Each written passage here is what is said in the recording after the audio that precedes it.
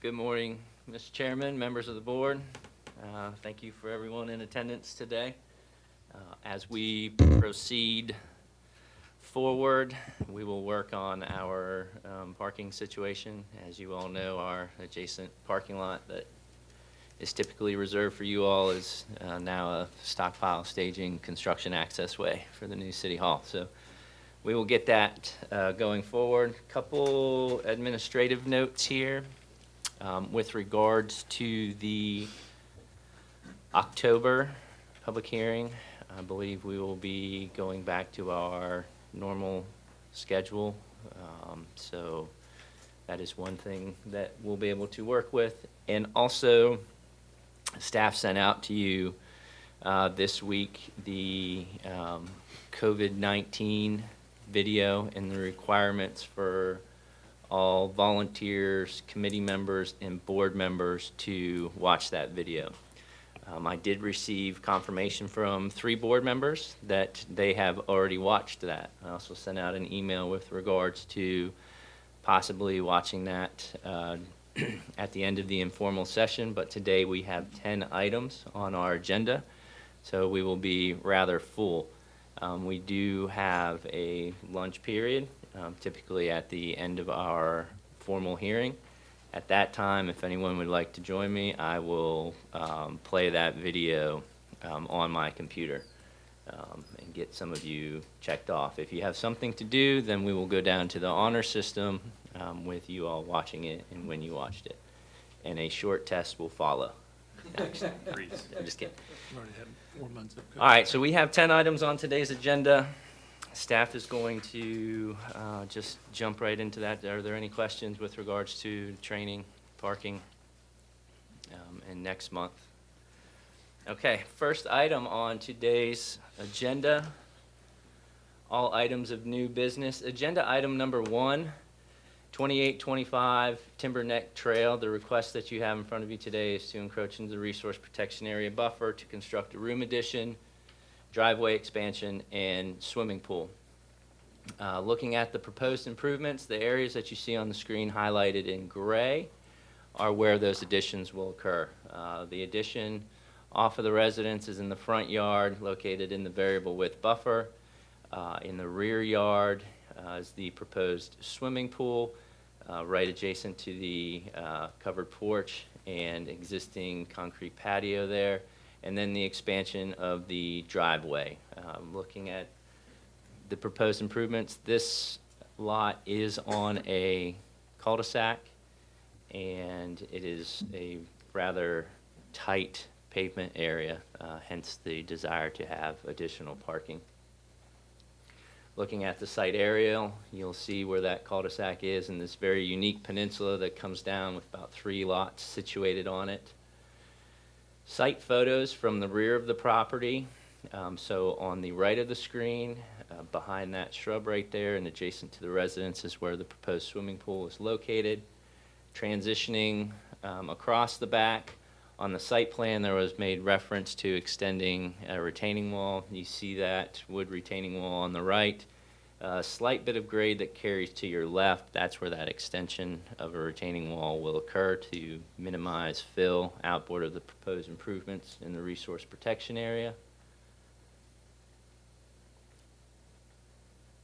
And then transitioning from the other side of the yard, existing retaining wall, areas that you see in the foreground remain in their natural condition there with the proposed improvements in the background to the left side of the house. Looking at the slope of the rear yard,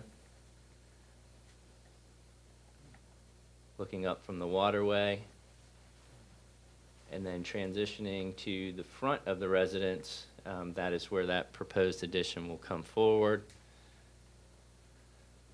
And then transitioning over to the driveway and where that extension will occur there, and then looking down at the cul-de-sac, you can see cul-de-sac is used. And then transitioning over to the water feature, or the tidal feature across the street. So this is a very unique lot in that the zoning is R15, and you also have RPA features that are delineated both from the rear yard and the front yard, which then puts the 100-foot buffer on both ends of the property.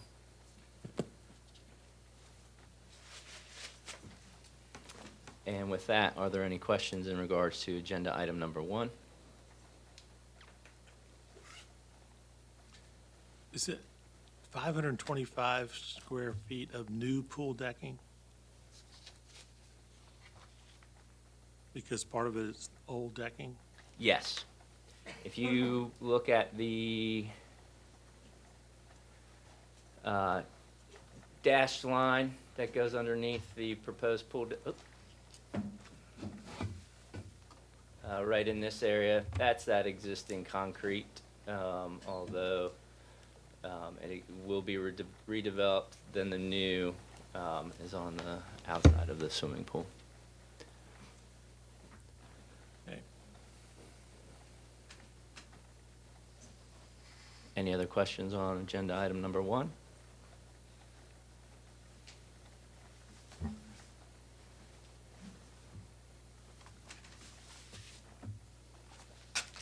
Agenda item number 2, 4413 Janine Street. The request that you have in front of you today is to construct a swimming pool with associated 2-tier retaining wall and backfill material.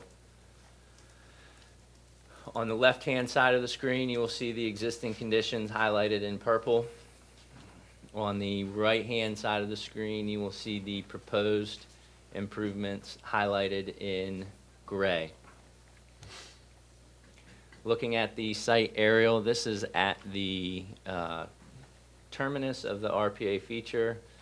This little canal that works its way up terminates on both of these properties right here, and our RPA buffer comes across the existing street and then works its way back down.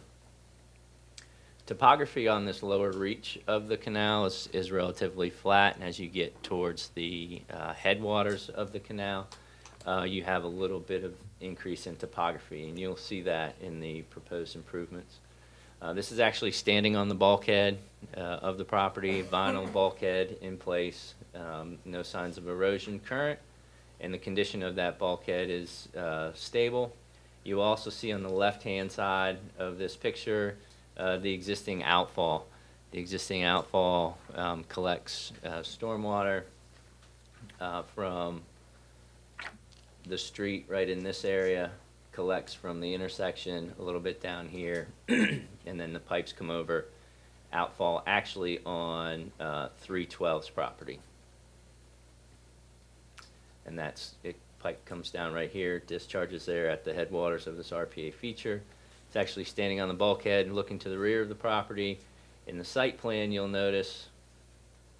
take notice of these 2 trees right here, these existing trees in proximity to where the proposed improvements are on the land.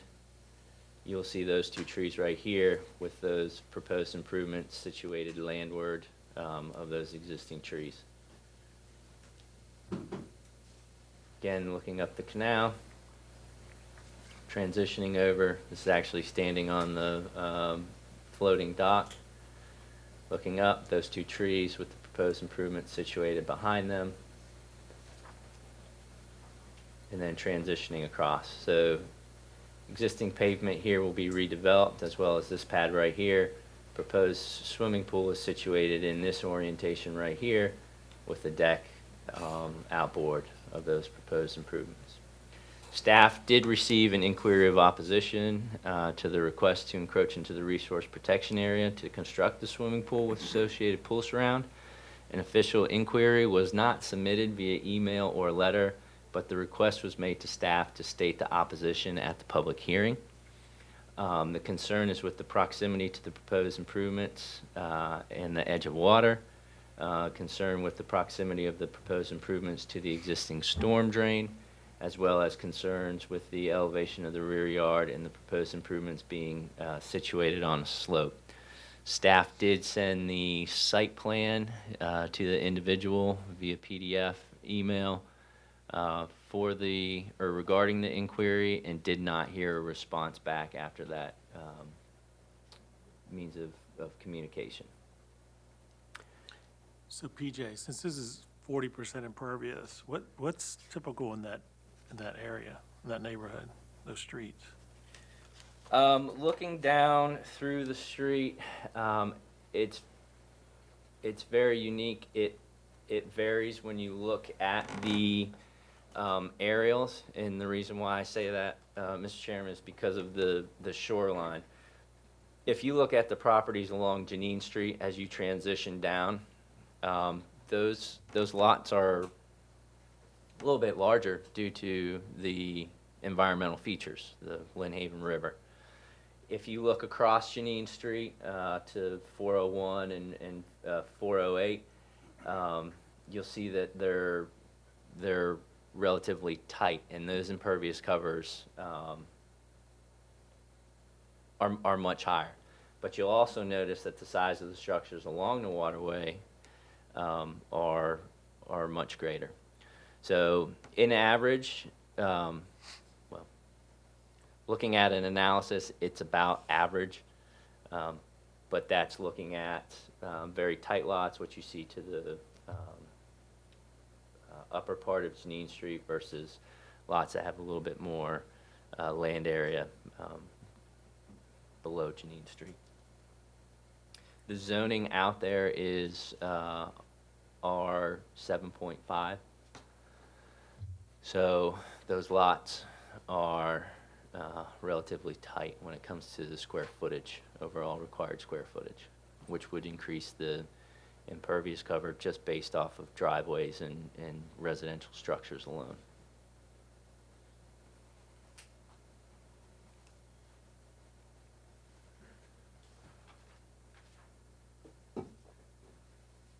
Staff did look at the use of retaining walls as a means to manage or slow the velocity of runoff. Also looked at the fact that this lot in this neighborhood was developed pre-stormwater ordinance, and then also looked at the aerial of the neighborhood and the overall tree canopy cover being relatively minimal or much lower than other areas in the city, and then the age of the existing canopies on adjacent properties.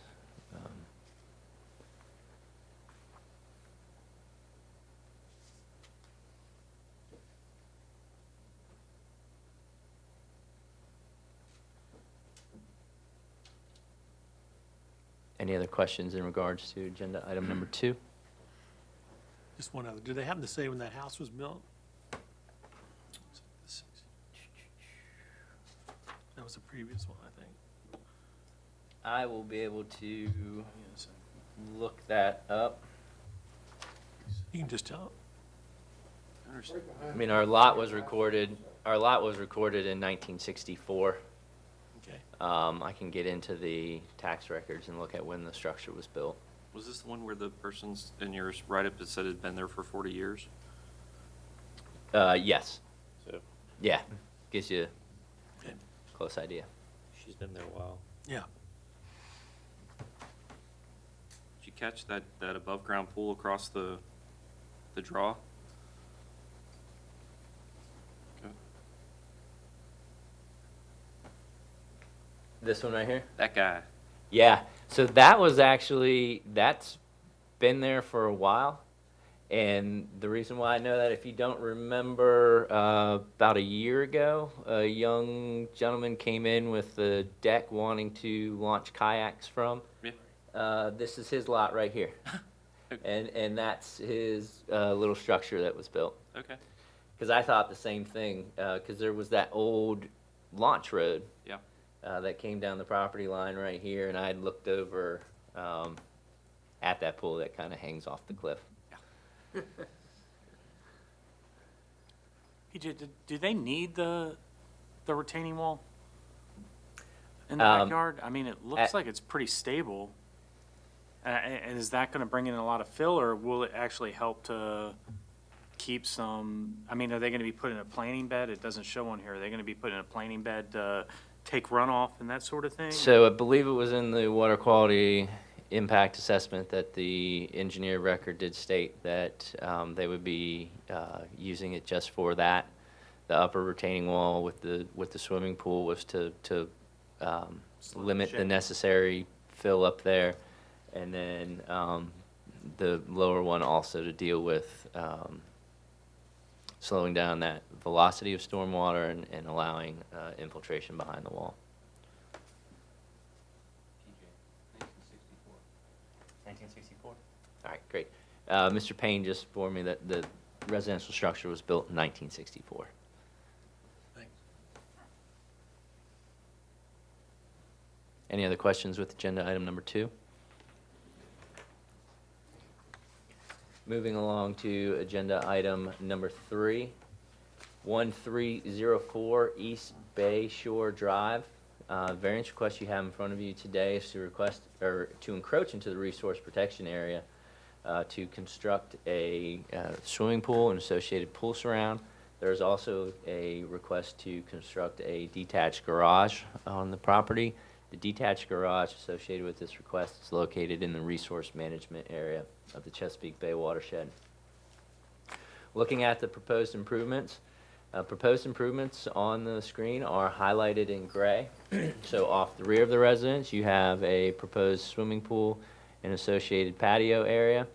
You have the reworking of some walkways off of the front of the property, which is located in the variable width buffer. And then you have the detached garage and associated driveway located in the resource management area. If you're following along in the staff report on page 37, you'll see that the existing impervious cover and proposed impervious cover increases from 20% up to 32%. If you would look at the beginning or the end of page 38, transitioning over onto page 39, staff does a breakdown.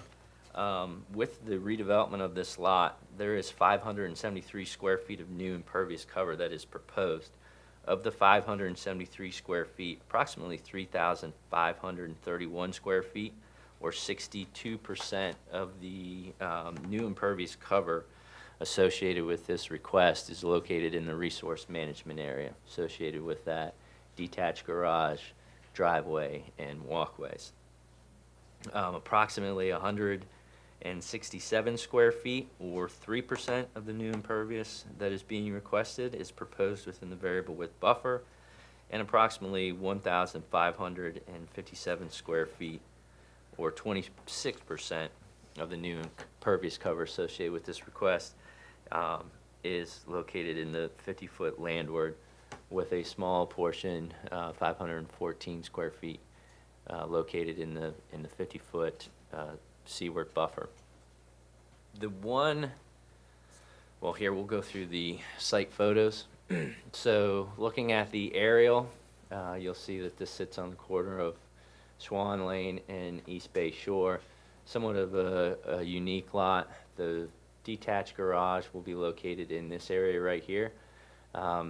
When staff was at the site and talking to the property owner, the location of that detached garage is such that the existing magnolia trees in the front yards of this property may be preserved. And you can see those two massive magnolia trees right here. That is part of the reason why that garage is located to the northernmost point of that property. Also, when you look at the shoreline here, you'll see how it comes up a little bit. There is a bit of a draw that works its way up through this area, collects stormwater runoff from the existing driveway, in addition to portions of East Bay Shore. When looking at constructing the swimming pool and the access and limits of disturbance, one would easily think that this is the shortest path and the best way to access the property. That was staff's one concern with this variance application. With this draw and the amount of stormwater that collects down through there, construction access way coming through here offers a lot of opportunities for soils to erode and water pollution to occur. So the property owner actually stated out in the field that their intention is to create the pad for the detached garage, set the sub base for it, use that as construction access as well as construction staging, and then access down the property line right here to construct the swimming pool. When looking at the site photos, you'll see that that area where the proposed garage is situated, which is this area right here, is relatively flat. And it also gets all of the construction access and parking off of East Bay Shore. Those are the magnolia trees that will be preserved. And then as you transition through the front yard, about where the property owner is right there, that's where the new walkway takes place. Standing on the shoreline, looking back, you'll see the shrubs in the mid-ground right there. That is the location of the proposed swimming pool. Transitioning across the shoreline, which is relatively stable. That is the access way off of East Bay Shore. And you'll start to see where I'm standing right now. That's where that draw is. So that's where that concern came in, is if you were going to use that as a construction access way, the amount of disturbance and water velocity coming down there could open it up. We did receive a opposition to the proposed addition at 1304 East Bay Shore Drive for the following reasons. Flooding, not very far from our home, and that of the McConnell's home is an area on East Bay Shore Drive that floods during storms. That is further down the street. If you all are familiar with East Bay Shore Drive, when you first get onto that, there's that little dip, and then you come up. If I'll go back to the aerials real quick and think I have that dip, there's a portion a little bit down here as well as right there. You can see how that feature works its way across the street.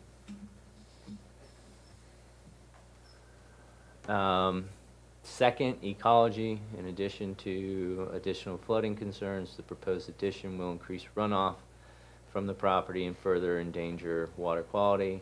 Parking.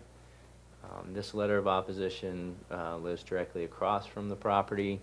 For the past several weeks, both sides of East Bay Shore have been hazarded by numerous service vehicles working on the home. And they expressed their concerns that emergency vehicles could have gotten through East Bay Shore because of the numerous trucks parked on both sides of the road.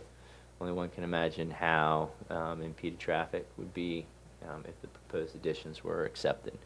It is my understanding from the property owner as well as their agent that as staff mentioned prior, the detached garage will be a construction staging area for the swimming pool.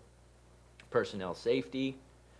It's difficult to drive without our driveway when a caravan of service vehicles is parked up and down the street. Visual intelligence is greatly impeded.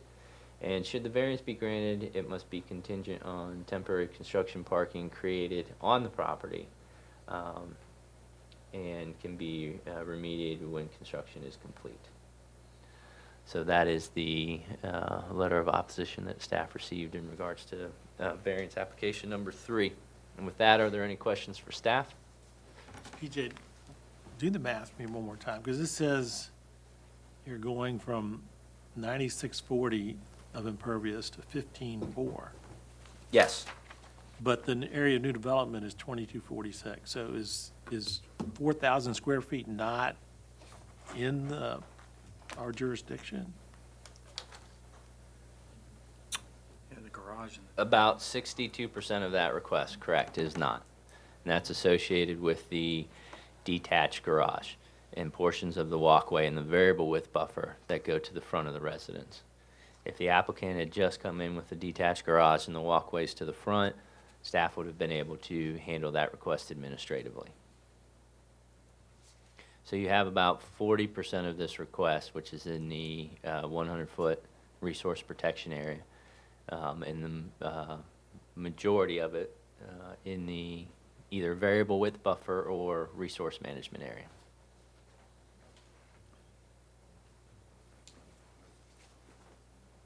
So,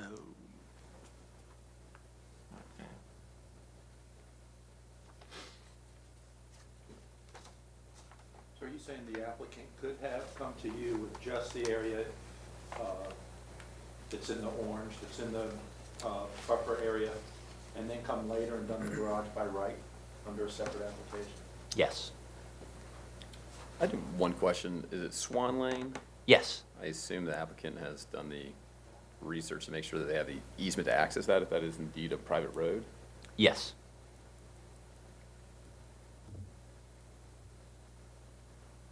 PJ, a few, I think at least one other property we have on the agenda today has encroachment to do extensive patio within the 50-foot seaward on large properties with huge footprints.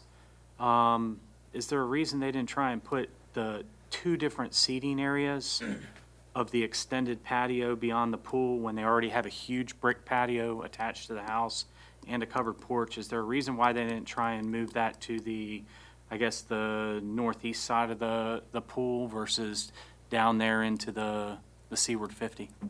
This portion right here? Yeah, so moving it up there to the top left versus down to the bottom right. I mean, we've got 2 requests for us this month of just enormous patios into the seaward 50. we've got 4. When, Yes. The first 4 Yeah. cases. yeah, Yes. and when, and 3 and 4 both already have huge 700-foot patios attached to the houses.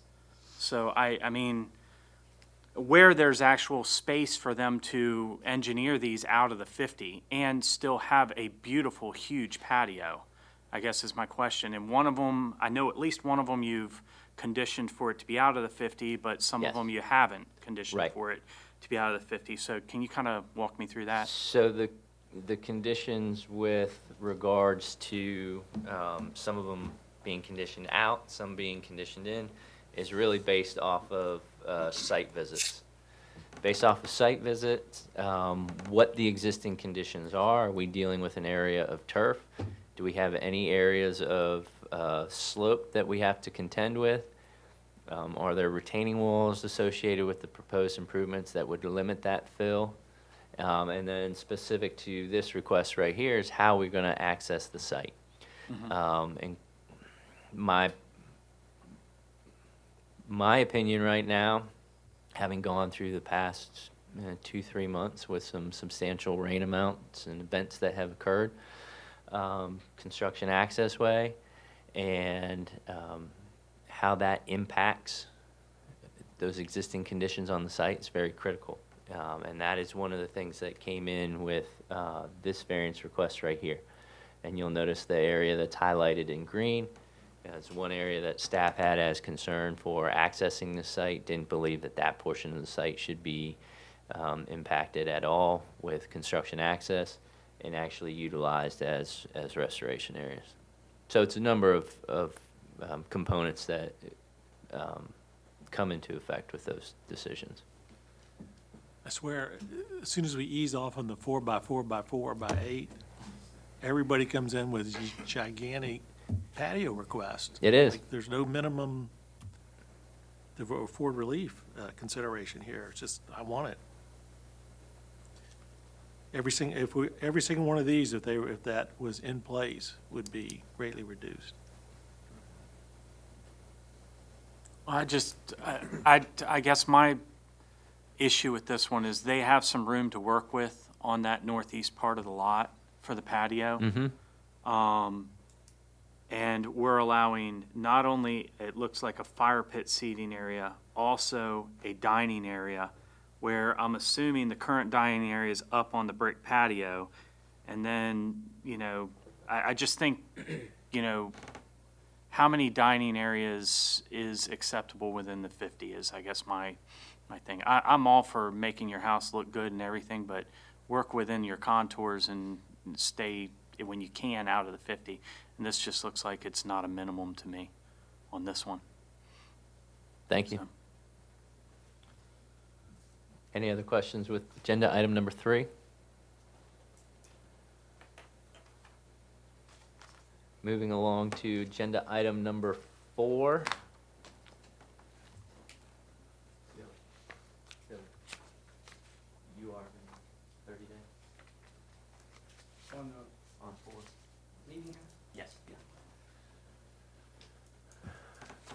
Okay, staff did receive agenda item number 4, Meeting House Lane. The request that you have in front of you today is to encroach into the resource protection area buffer to construct a single-family residence with associated accessory structures. If you're following along in the staff report, you'll notice that staff came forward with approximately, well, not approximately, exactly 21 conditions, of which some of those were to reduce the amount of encroachments into the 50-foot seaward buffer. At about 9 or 10 o'clock last night, staff did receive a revised plan that addressed some of the, if not all of the 21 conditions in the staff report. But the applicant's agent has agreed to defer this variance request for 30 days so that those revisions can be incorporated into staff report and given the board enough time to review. So that's what you will have for agenda item number 4 today. Considering this is a brand-new lot, I'm just flabbergasted they would come in at 37.8%. It should be no more than 30% on new construction. 65 trees. 65 trees, all kinds of crazy stuff.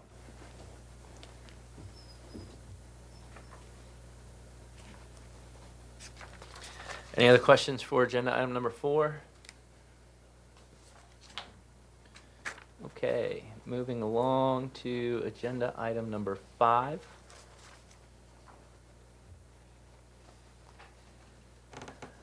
Agenda item number 5, 2217 Leeward Shore Drive. The variance request that you have in front of you today is a modification of the August 26, 2013 CBPA Preservation Area Board variance to remove condition number 8. If you were following along on the staff report, page 66, you'll see that condition 8 deals with the hardening of the shoreline, and our typical condition that was placed on variances at that time was if and when the shoreline is rehardened, a riprap revetment shall be constructed in lieu of a vertical retaining structure, vinyl or timber bulkhead. The toe of said revetment shall lie at or landward of mean high water or tidal vegetated wetlands unless the wetlands board determines that a site-specific condition is warranted. Looking at the existing and proposed improvements, what you have here is a property owner who wants to fix the existing bulkhead, construct a new bulkhead 2 feet outboard of the existing. On the left-hand side, you will see that existing bulkhead. On the right-hand side, you will see the proposed bulkhead. With the proposed bulkhead, there's also a pier and boat lift. The pier and the boat lift are handled through the Virginia Marine Resource Commission joint permit application, as well as the bulkhead. You've had 6 or 8 of these requests from riprap to bulkhead, and Yes. I had this as a consent. I mean, I didn't understand why they wanted all this. This is on a man-made canal. When you're looking at the aerial, it's relatively tight. Riprap doesn't make sense there. Site photos, you will see that the existing bulkhead is starting to push. We are out of plumb right there. You see that bow starting to occur?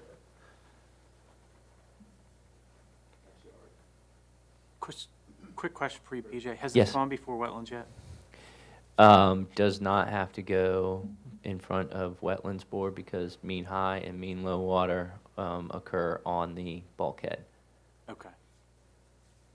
There's another picture of the bow that is occurring on the bulkhead.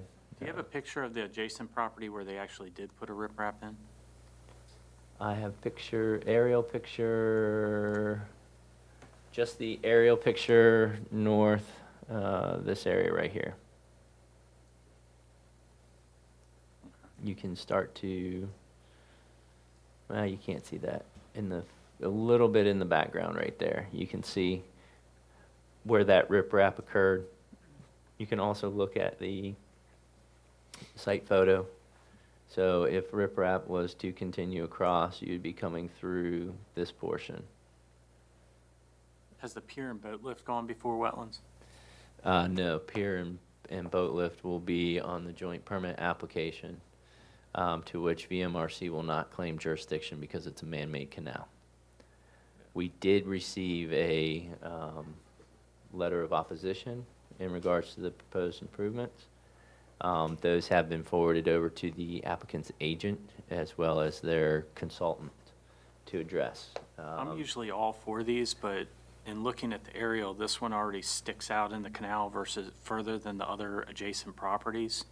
And the adjacent property looks like they did do a riprap revetment, which, you know, made where it sticks out, you know, basically where the edge of their riprap is, their bulkhead is. So that's why I'm asking the questions. I'm not against it. Right. Just seeing this one, this lot already sticks out further than the other ones, and this is gonna put it out another 2 feet or 18 inches if they put another one in, because they're not gonna take the old bulkhead out. They're gonna put this one in, add the fill in, do that, and so on and so forth, so. Right. But if they do riprap, they're gonna be out more than that. No, if they do riprap, they're gonna pull the old bulkhead back, and it's gonna start, and they're gonna go back into the lot and pull the lot back. So it would be in the same place, but the toe would be in the same place, but the yard would be actually back and adjacent to the adjacent properties. So, but we'll hear it. So the letter of opposition that we received, when the inquiry came into staff, I had forwarded over to the individual the joint permit application that was submitted through VMRC, because those documents were used for the CBPA application as well. The adjacent property owner contacted VMRC and then downloaded their letter to the property owner saying that no permit was needed since the work is on a man-made waterway. They had attached that letter. So that's VMRC just saying they're not claiming jurisdiction here, which then puts it into the city for a permit. So that leaves the CBPA board in charge, and I would like to object to one feature of the application. The proposed boat lift is directly across from mine. Not staggered as with most facing homes. My lift, built before I owned the house and made for a large boat, extends well into the canal. The application calls for 2 new feet of channelward encroachment plus the lift. If the property owner, Mr. Maley, proposed lift is not moved either west or east from its proposed location, the channel will be overly restricted at that point. Boats will have to wait and proceed one at a time when meeting in the channel, and tricky maneuvering may be required for wider conditions. I do not begrudge Mr. Maley having a lift, but feel it is both a danger and an inconvenience as currently planned. It's my understanding that the applicant's agent has reached out to the property owner regarding the location of the proposed boat lift. I will say that a boat lift is water dependent and out of the purview of this board. We're just gonna decide between riprap and bulkhead. Any questions with agenda item number 5? What's that? Any questions with agenda item number 5?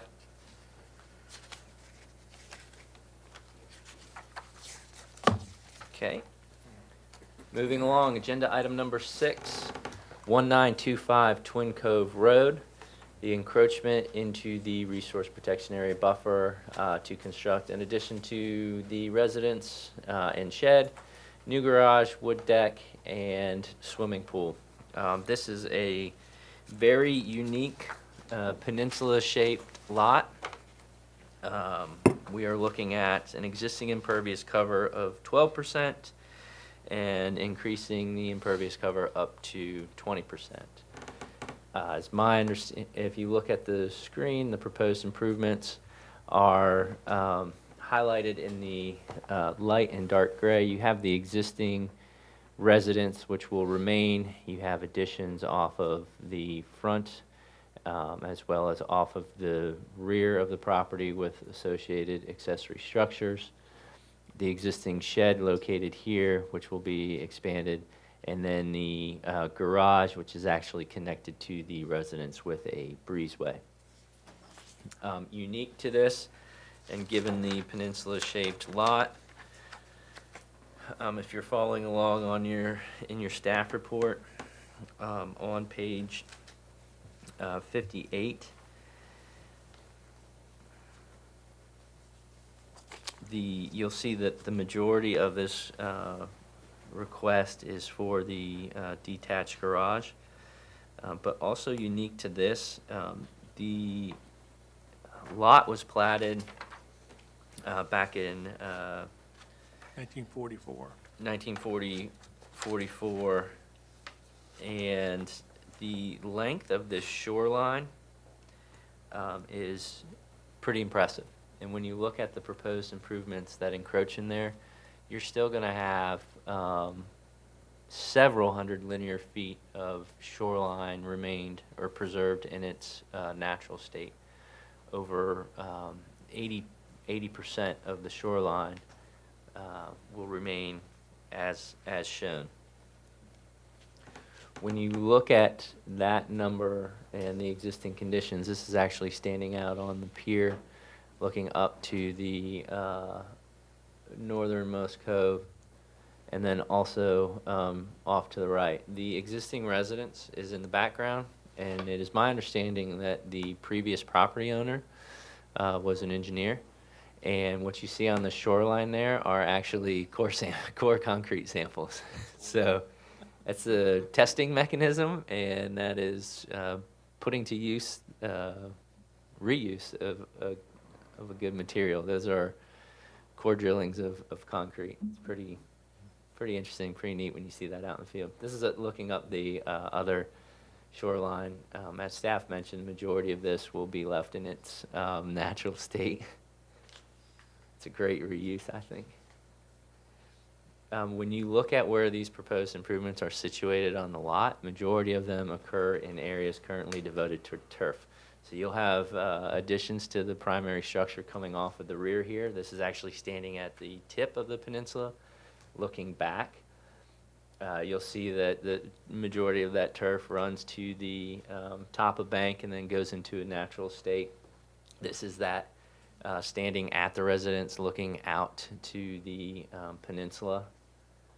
And then transitioning down the side of the property. This is the front. In the background there, you'll see that white truck. That is actually staff's truck. That's where a portion of those detached garage and driveway will go. The driveway is actually gravel. It's going to remain in that material with these proposed improvements. And then panning around on the left-hand side, just out of the screen here, is the existing shed, which will have an addition to it. Everything you see in the midground and background will be left in the natural state. And then as we transition across, that's where that garage improvements will be located, and then over to the residence. With this request, staff did look at several things, in specific on page 86, condition number 3 of the buffer restoration and the 50-foot seaward and 50-foot landward portions of the buffer that are currently devoted to turf being utilized as buffer restoration. You'll see when you get up into the majority of this lot, that is the condition that you have right here. We have existing canopy trees and forested floor underneath. It's really that area specific to the peninsula that is currently devoted toward turf. Thought this was a good application. And with that, are there any questions for agenda item number 6? That's a pretty restricted lot. They did a good job.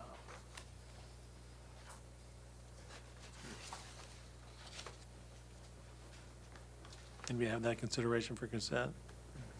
I would. Agreed. Dave?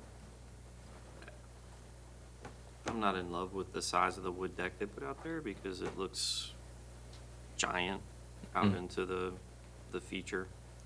I mean, I didn't measure it, but they've got a pool and paver deck and a wood deck.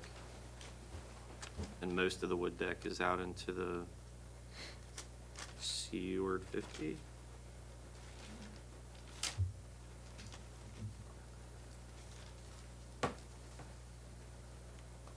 So I think I want to hear it.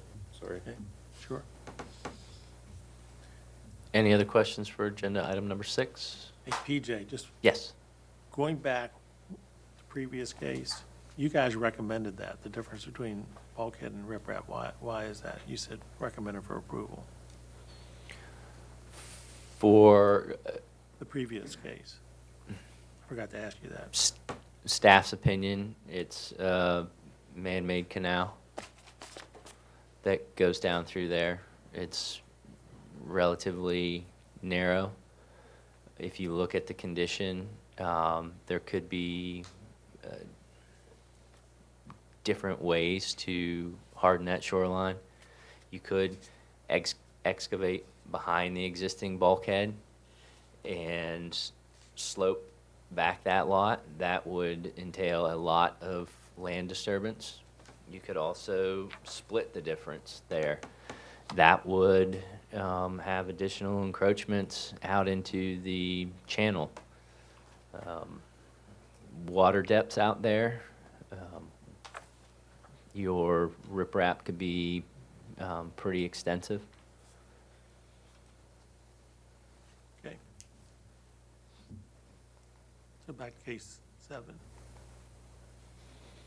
Agenda item number 7, 1304 Wren Place. The variance request you have in front of you today is to encroach into the resource protection area buffer to construct several additions to the existing primary structure. You look at the proposed improvements highlighted on the screen. You will see those proposed improvements are highlighted in yellow. There's a reconfiguration of an existing wood deck, 2 additions, several additions off the rear, as well as a breezeway that connects the detached garage to the primary residence. Majority of these proposed improvements are within the 50-foot seaward buffer, and there is a slight increase in the overall impervious cover on the lot. Looking at the site aerial, the existing driveway that you see there, circular driveway, that's actually a gravel drive. And the majority of those improvements are situated over on this portion of the lot. The 50-foot seaward portion of this lot is relatively low in elevation with a low-profile riprap revetment that you see. Staff was out there on a little bit of a high tide, but you'll see how those, the elevation of that riprap. Transitioning across off the rear of the residence, that's where you'll see the reconfiguration of the existing wood deck with additions occurring to your left. Transitioning down the shoreline, looking up, this is the area where that connection will occur between the primary structure to the detached garage. And then transitioning up off of the shoreline and into the existing courtyard. Again, that connection occurs between these 2 structures.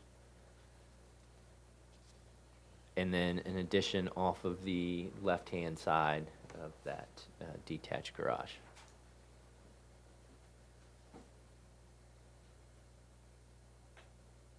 And transitioning to the front yard, which will remain in its natural state. And with that, are there any questions in regards to agenda item number 7?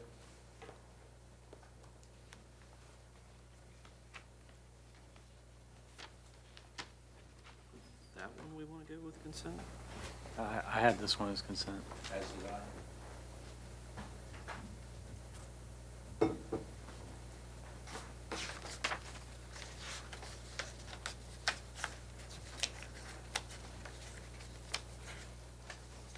Chairman? As I said, the only thing that bothered me is there's already a huge stone patio there in the 50-foot seaward, but it was built in 1935. I don't know when that patio was built.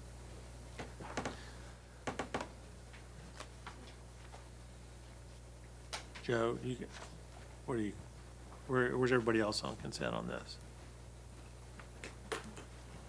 Is that all patio, or is that just a little patio with a bunch of hashing around it that's all yard or whatever? I The don't think hash that's marks all. are planting beds. Yeah, that's all planting beds. No, the patio in front of the yellow, the stone patio. I'm fine with it, if it's tough to get in and out of it. Mr. Chairman, you're referring to the stone patio on page 105 of the staff report? 106. Yes, 106 as well.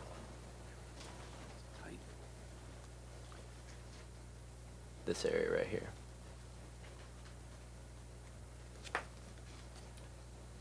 Al, where are you on this? Yes, the stone patio is existing. That wasn't part of the 2003 variance? The 2003 variance that you see on page 104 of the variance did have a stone patio off the rear. The configuration of that stone patio was adjusted to the layout that you see right here. Staff did do a quick analysis of the overall impervious cover associated with that patio and associated walkways to the stone patio that you see there, and the numbers are relatively the same. Part of the reason why this variance is in front of you is because the encroachments are within the 50-foot seaward buffer, albeit to the primary structure, but those encroachments do offer an increase in impervious cover from those that were shown on that 2003 variance to the primary structure. So basically, they're just connecting the garage to the house. With some additional, Like a little addition over there Yes. behind the stone patio. So none of the patios and decks really change. It's really just the connection of the two structures. you will see, Mr. Jones, if you look at this area right here, Yeah. that is an additional impervious cover in the 50-foot seaward buffer that goes outboard of the existing footprint of the home. And And then then part you of the see- deck was taken over on the left. Over on this side, correct? Yeah. And then you see a portion right here, as well as right here, where they're expanding that. And then the addition off the front of the garage is actually in the 50-foot landward. So it says adjustment and replacement of existing deck. So that yellow is, This area right It's here, already decking. okay. yes. All right, that makes a difference. And that's this area behind these shrubs right here. Or if you guys are good with consent, I'm good with consent. Any opposition, PJ? No opposition to this, sir. Moving along, agenda item number 8, 2709 Shorehaven Drive. The variance you have in front of you today is to encroach into the resource protection area buffer to construct a new single-family residence with associated structures. Those associated structures are swimming pool and pool area, or pool surround. Up on the screen, you'll see the proposed improvements highlighted in yellow. This is a new residence that will demo the existing. With the demo of the existing residence, if you are following along in your staff report on page 121, you will see an overlay, color analysis of that exhibit. First, staff would like to share with you the illustrative plan that was provided by the property owner's consultant. Their landscape architect drew this up. The areas that you see in the light green are the areas of turf The areas that you see in this darker green right here, those are the existing forested floor areas that will remain. You'll have a driveway that comes in off of Shorehaven. With the driveway that comes in off of Shorehaven, we actually do have a minimal retreat from the 100-foot RPA buffer, as well as the preservation of a lot of the vegetation along this private drive located at the front of the property. Staff would like to point out that with the siting of this house, the applicant has moved it to the front yard setback, so that it can provide a more balanced encroachment into the resource protection area. When you look at the overall aerial, we have a moderate to heavily wooded lot. Staff has walked this lot several times. I will say in the past we've had inquiries in regards to subdividing this lot, which we did not support, given the street frontage that you have here to do so. And then this is the site photo taken from that private drive. The existing residence is off to the left-hand side of this photo. This portion of the property will be preserved. There are several azaleas as well as camellias in there that the landscape architect has tagged and has worked with the current property owner to preserve. Transitioning across, now we'll be looking at the existing driveway heading down towards Shorehaven is on your left-hand side of the picture. And then walking your way up into the site, you'll see the existing residence that will be demolished. Front yard, you'll see that the majority of this property, this is located off of the front, that's actually the front door right there, is relatively overgrown. So there will be some maintenance that will occur with regards to cleaning up some of the woodlands, removing some of the invasives, taking care of some of the dead, diseased, and dying trees that are on the peninsula. And you'll also notice in this picture right here, there are some trees out there that have been girdled, whether they had a cable tied around it for a dog run or what have you, but it actually impacts the tree, and you'll notice that some of the canopies are hazardous because of that. This is off the rear of the residence. And then transitioning back into the buffer, you have conditions like this, where storm damage has occurred. There's going to be some cleaning up that goes along in there to get down material like this off so that you can get a regenerative growth of understory and canopy. Transitioning up through the property, and then this is working out along the point. In the cove, there is a dilapidated bulkhead. You'll see that in the background. We spoke with the property owner's landscape architect out there. What they are looking at in this area is the potential for a living shoreline and not coming back in with any hard structures.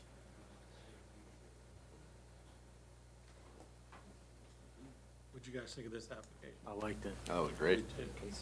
Consent. Okay. Moving Any along. opposition, PJ? Yes. Any opposition to it? I did receive a phone call from an individual on this regarding the pier and the boathouse. Okay. Their concern was with the wildlife that's out there right now. I informed them that the home was going to be redeveloped relatively in the same footprint. There's going to be maintenance occurring on the peninsula, and that the boathouse and pier is the Virginia Marine Resource Commission's. Good enough. Okay. Okay, moving along to agenda item number 9. This is an after-the-fact variance request. It is also in concurrent, or being heard with agenda item number 10. Agenda item number 10 is a restoration hearing for the property at 2809 Crusader Circle. If many of you are familiar with this, we heard this item as a matter of show cause on June 22nd, 2020. At that time, a matter of noncompliance was found by the board. A restoration hearing was ordered. A civil penalty was levied on the property owner. The civil penalty has been paid, and as a component of the restoration hearing, the property owner has submitted an after-the-fact variance request for the unauthorized improvements on the property. And that is the encroachment into the resource protection area buffer to construct an after-the-fact building addition. So with that being said, in the order of items on today's agenda, we will hear agenda item number 10, and if the board entertains the after-the-fact variance request, then agenda item number 9 will satisfy as the portion of the restoration hearing. Are there any questions in regards to agenda item number 9 or 10? Do you have any objections to anything on 10? We have no objections on items number 9 or 10. Do we need to hear 9? I mean, Well, we would accept agenda item number 9 as the restoration. I mean, I'm suggesting, given what we know about it, what they've done, and everything that's in the staff write-up, that do we need to have a hearing on it? Can we put it on the consent agenda? Yes? That's what I was thinking too. Okay. Yeah, You just need to address that during 10. We have to, so we Like, have to hear restoration. Right, you can go ahead and put, I think you can go ahead and put 9 on consent, but just when the restoration time comes, just for the record, Say we've state- accepted it. Yes, Okay. exactly. Mm-hmm. So, PJ, I mean, it's impressive that they recovered 6,300 square feet of impervious, from impervious to pervious. Yes. What keep it that way? Good question. What keep, Ordinance. So if they were to come back and want to expand, which Yeah. is possible, they would have to submit a new site plan and address, okay. Just curious. I guess Dave, what Dave's asking is because they've given up that, if they ever wanted that back, because it's been given up, they have to come back and get a variance, correct? Impervious? correct. Okay. I actually do have an inquiry into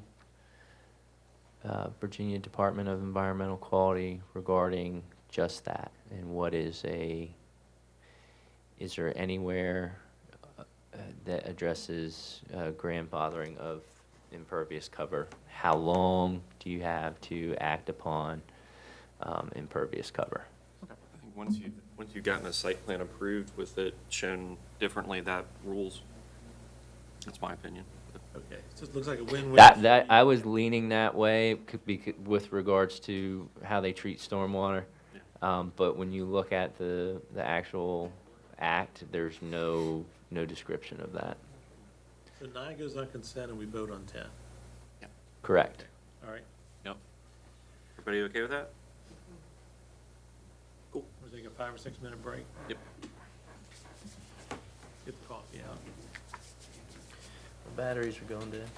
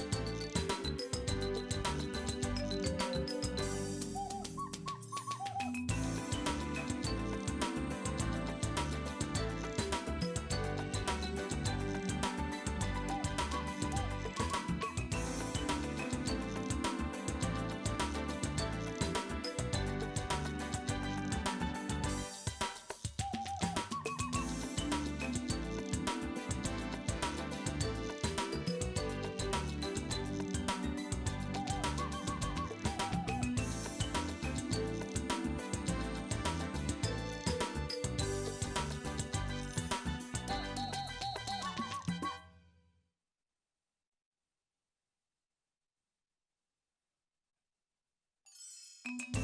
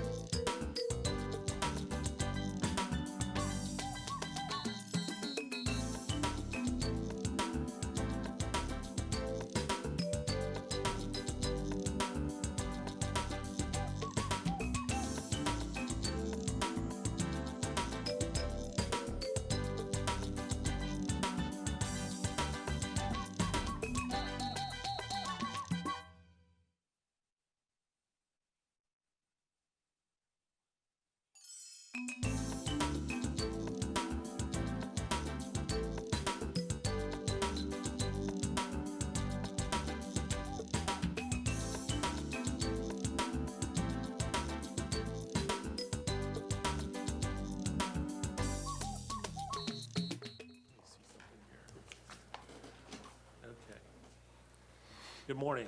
My name is Dave Jester. I'm chairman of the Chesapeake Bay Preservation Area Board. Before I start the September 10th, 2020 CBPA Board public hearing, I turn the meeting over to the staff for opening remarks. Staff, the meeting is yours. Thank you, Mr. Chairman. Good morning, everyone. Members of the Chesapeake Bay Preservation Area Board, thank you for your participation today. My name is PJ Scully, and I am staff liaison to the CBPA Board.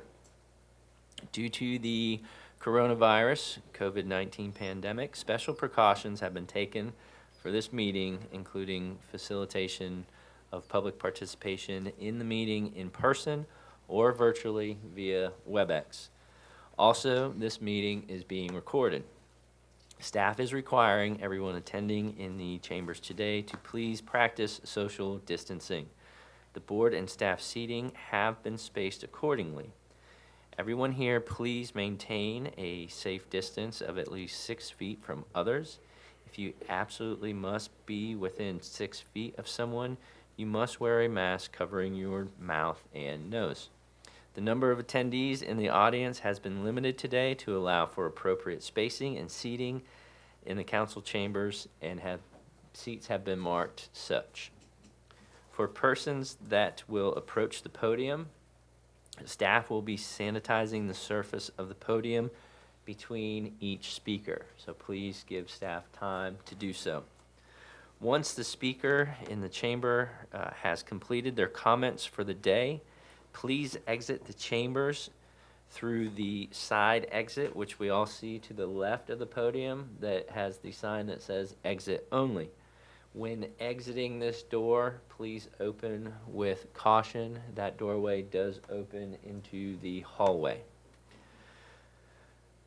If you wish to watch the remainder of the public hearing today, there are televisions located in several locations of the building and down in the entrance lobby.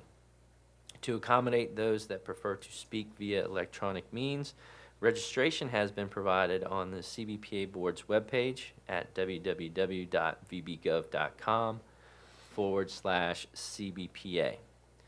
Mr. Chairman and members of the board, there are no speakers registered for today to make comments virtually. All votes and roll call today will be taken verbally, and staff will call board members by alphabetical order of their last name. At the conclusion of the public hearing, the CBPA Board Chair will move to close the public hearing. The Chair will ask for a motion and a second amongst CBPA Board members. Mr. Chairman, members of the CBPA Board, are there any questions about this process? Hearing none, thank you. And now I will turn the meeting over to Chairman Jester to open the public hearing. Thank you, PJ. Just a reminder, if you have a cell phone, please silence that so as not to disturb the meeting.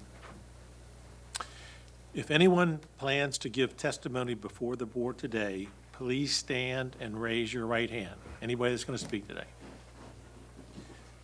Do you swear or affirm that the testimony you give today will be the truth, the whole truth, and nothing but the truth? I do. Thank you. The order of business today will be as follows. First is the consideration or request to withdraw or defer an item. If you wish to oppose the deferral of an item, please come forward at the time the item has to be deferred and make your opposition known. However, please speak only to the matter of the deferral and not to the merits of the item. Next is the consent agenda. These are items that the board looks favorably upon and are without opposition. If you wish to speak to an item on the consent agenda, please come forward when the item is called.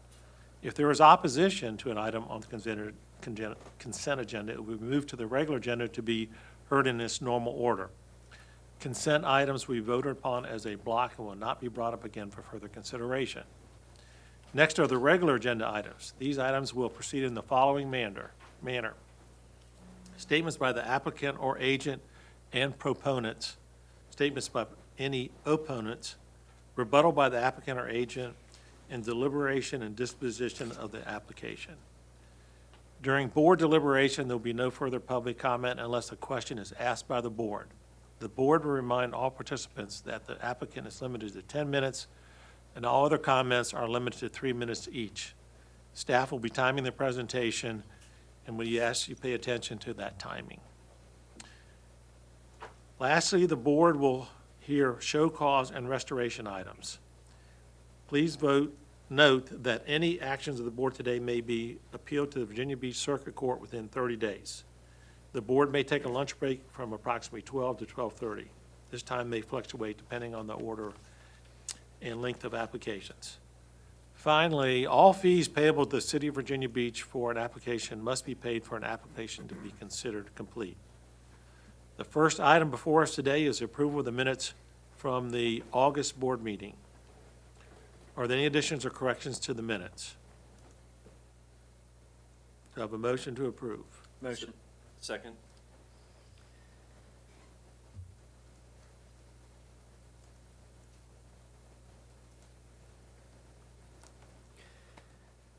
Mr. Chairman, a motion to approve the minutes of the August 3rd, 2020 CBPA Board virtual public hearing has been made by Mr. Jones, a second by Mr. France.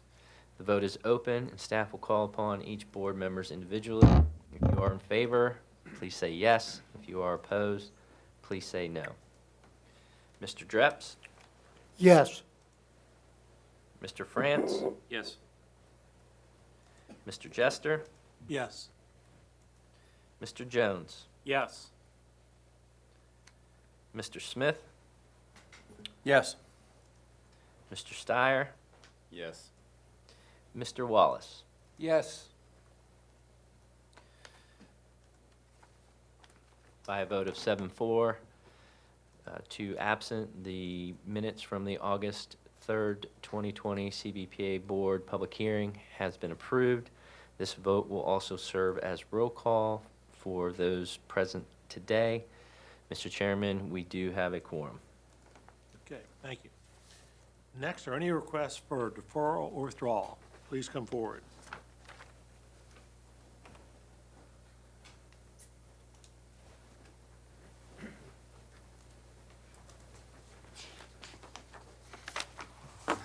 Thank you, Mr. Chairman. Ladies and gentlemen of the Bay Board, for the record, Billy Garrington on behalf of the applicant, case number 4, Michael and Susan Hauser, property known as 1605 Meeting House Lane. Mr. Chairman, we would like to request a 30-day deferral of this request based upon PJ's recommendation. We submitted some plans last night to him that need to be further vetted by him so that he can make a better report to you, the board members, so we're asking for a 30-day deferral. Thank you. Is there any opposition to this request for deferral? Okay, do I have a motion? Motion. To Second? approve.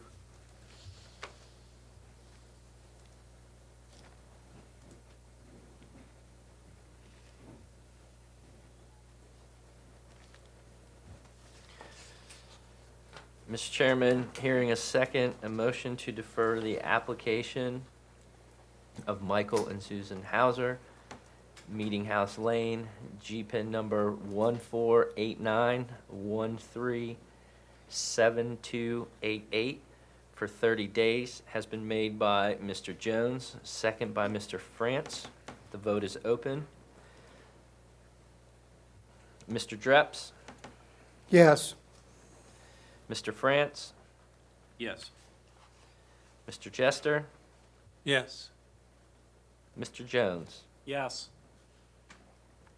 Mr. Smith, Yes. Mr. Steyer, Yes. and Mr. Wallace. Yes. By a vote of 7-4-0 against, the motion to defer the variance request at Meeting House Lane, G-Pen number 1489137288 has been approved. Okay. Next is the consent agenda. Please read the first item. Agenda item number 7, Trevor and Randy Dunlap, located at 1304 Wren Place.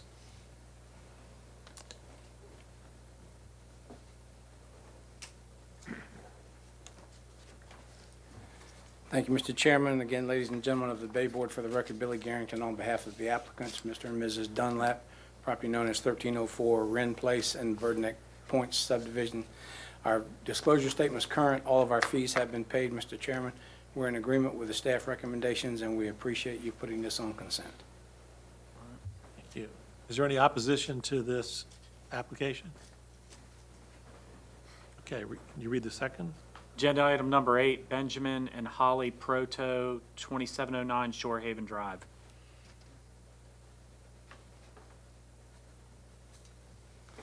Thank you again, Mr. Chairman. Ladies and gentlemen of the Bay Board, for the record, Billy Garrington on behalf of the applicants. Dr. Proto, on this piece of property, Mr. Chairman, on Shorehaven Drive, our disclosure statement is current. All of our fees have been paid. We thank you very much for placing this on the consent agenda, and we are in agreement with the recommendations that PJ has included in the staff write-up. Thanks, Billy. Is there any opposition to this application? All right, would you read the third one? Agenda item number 9, Freedom Operations LLC, 2809 Crusader Circle.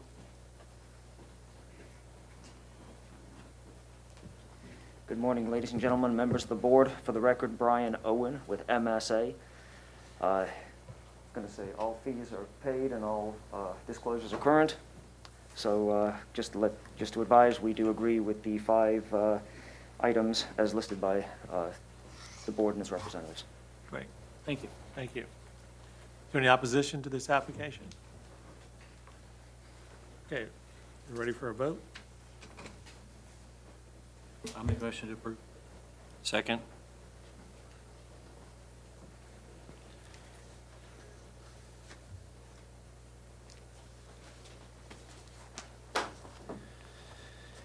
Mr. Chairman, members of the board, hearing a second, a motion to approve the following applications. Agenda item number 7, Trevor and Randy Dunlop, located at 1304 Wren Place. Agenda item number 8, Benjamin and Holly Proto, located at 2709 Shorehaven Drive. And application number 9, Freedom Operations LLC, located at 2809 Crusader Circle. Has been made by Mr. Jones, seconded by Mr. France. The vote is open, and staff will call on each board member individually. Mr. Dreps, Yes. Mr. France, Yes. Mr. Jester, Yes. Mr. Jones, Yes. Mr. McCoy, absent, Mr. Smith, Yes. Mr. Steyer, Yes. and Mr. Wallace. Yes. By a vote of 7-4-0 against, the motion to approve the CBPA variance requests for the items of consent have been approved. Thank you, PJ. Okay, next is the regular agenda.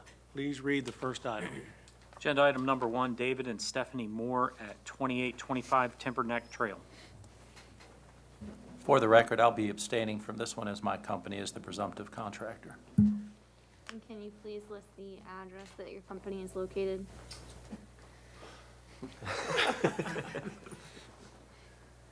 519 Viking Drive, Suite F, Virginia Beach, Virginia 23452. Thank you.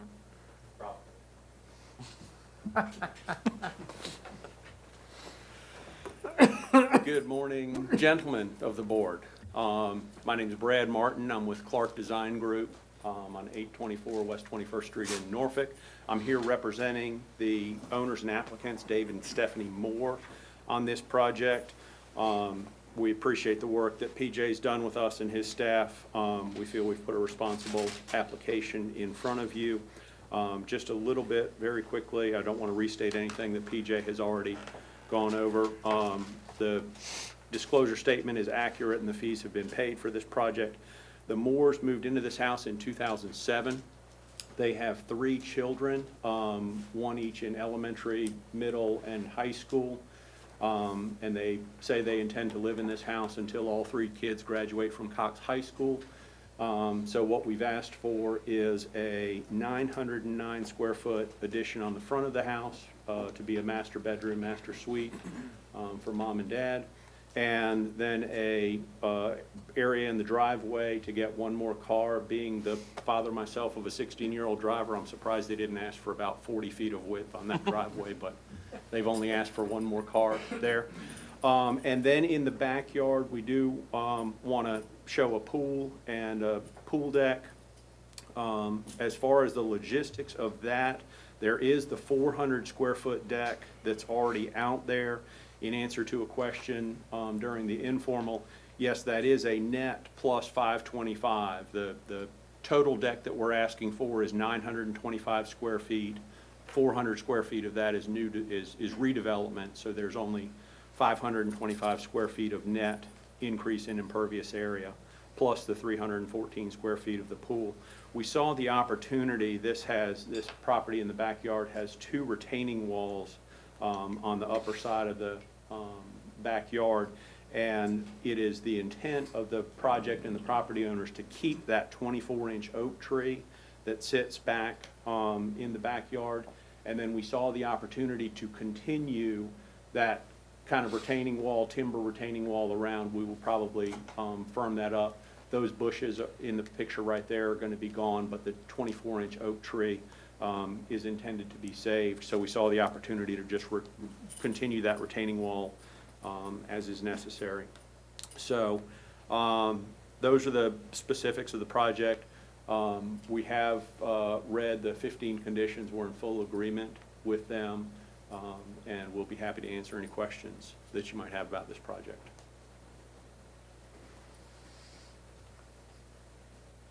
Any questions for Mr. Martin?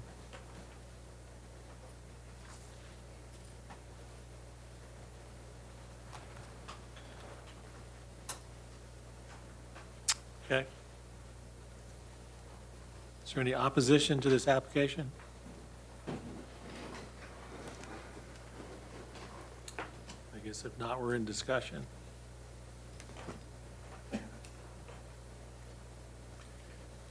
I'm just going to make one comment. We're at 32.5%. You get to the minimum before relief. There's already a deck, and we're adding a pool and additional deck, and just that's not judging anything, but 900 square foot master bedroom. That's a big master bedroom. So I don't know where the minimum is here on that, but it looks like a lot of decking in the 50-foot seaward to me. I'll make my comments based on some of the other comments I made earlier. This lot's impacted on both sides by the seawards. I think this is a more reasonable request given its neighborhood, in my opinion. They're repurposing some of the deck, trying to utilize the best part of the lot, conserve some of the trees. I don't have so much of an issue with this one. Is it a little bit extra? Yeah, they have a covered porch, but then it would leave them with nothing, no use on the patio, I'm actually okay with this one. I think this is a good use of putting the addition in the least sensitive part of the lot and, you know, utilizing what other homes in the neighborhood have for pools and everything else. So I'm not against this one. I agree with Casey. I think they did a pretty good job. The big master bedroom is out of the 100-foot. And I think typically if someone was going to try and do that addition, they would try and do it in the rear of the house. That is on the water frontage. So I think it was a good use of space. Anybody prepared to make a motion? I'll make a motion. I move that the variance of David and Stephanie Moore located at 2825 Timber Neck Trail be granted with the 15 reasonable and appropriate conditions offered towards preventing the variance from causing or contributing to a degradation of water quality as provided in the staff report based on the following findings as required in section 110, subparagraph hotel of the CPPA ordinance. Number one, granting the variance would not confer upon the application any special privilege or convenience not accorded to other owners of properties in the Chesapeake Bay preservation areas who are subject to the provisions of this ordinance and are similarly situated because the neighborhood is zoned at R15 residential district, which requires minimum lot size of 15,000 square feet. This requirement specific to this lot, which is located on a cul-de-sac, situates the existing improvements within the 100-foot RPA buffer to accommodate the necessary square footage for a single-family residence while maintaining the required zoning front yard setback. As such, several lots within the neighborhood are challenged by the 50-foot seaward buffer, making up the majority of the lot's rear yards.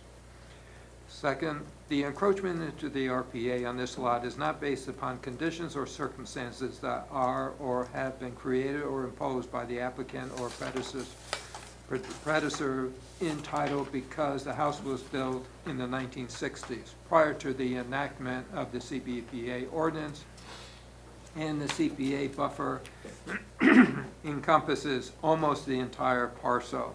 Number three, the variance is the minimum necessary to afford relief because it is a modest request for a small pool, 314 square foot, and pool deck, plus a single parking space addition and a home addition that is mostly out of the RPA in the location of the proposed improvements situates land disturbance associated with the construction of the improvements to portions of the lot that are more appropriate than others given the existing topography and vegetative cover. Number four, the variance is in harmony with the purpose and intent of the ordinance and not injurious to the neighborhood, not of substantial detriment to water quality or otherwise detrimental to the public welfare because of the project will be designed to achieve stormwater management. The proposed stormwater mitigation of the runoff, which is not there today, will improve water quality, and the required buffer restoration will add to the long-term improvement of water quality with the introduction of young canopy trees in an established neighborhood. Number five and last, the board is of the opinion that BMPs will treat stormwater runoff as it enters Lynn Haven River as a means to manage towards a no net increase in non-point source pollution load. And the redevelopment of this lot provides opportunity to treat and maintain a stormwater management system on a single-family lot that was not required when the residence was constructed. Second. Any additional discussion? Call for the question.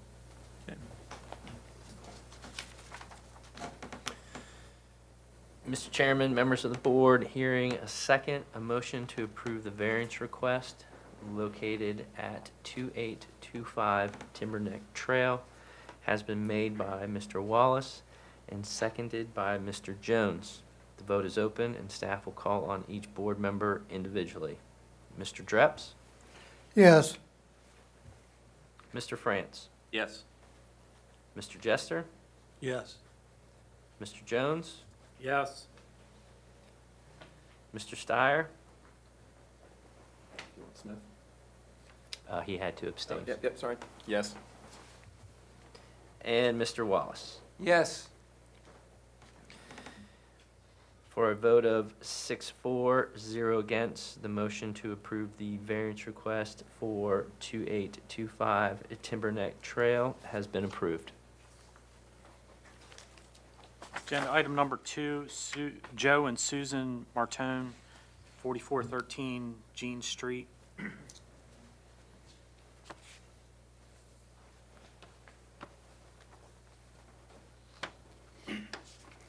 Thank you, Mr. Chairman, ladies and gentlemen of the Bay Board. For the record, Billy Garrington on behalf of the applicant, Mr. Joe Martone, property known as 4413 Jeannie Street. Mr. Chairman, all of our fees have been paid and our disclosure statement is still current, and I would like to point out that I have Mr. Martone and his son are in the audience today for this request, and obviously they are in favor of the request. So we're here today to ask you for the request of this variance into the RPA buffer on this property at 4413 Jeannie Street. If you've looked at the site plan, you looked at PJ's staff report, you will see that this house was built back in the mid-60s, back before the Bay Act was ever even a gleam in somebody's eye. If you look at the seaward portion of the buffer, it encompasses the entire backyard of this piece of property on a house that was built many years before the Bay Act was enacted. So anything that you do on this property is going to always require a variance from this board, which is what creates the hardship, which is why we were here today. Does the strict application of the ordinance produce an undue hardship on this piece of property? And it takes the whole backyard and it takes it out of the development realm without a variance from this board. And if you look at the pool that we're asking you to build, it's relatively small, but it increases the lot coverage on this lot by 10% because of the relatively small size of the lot.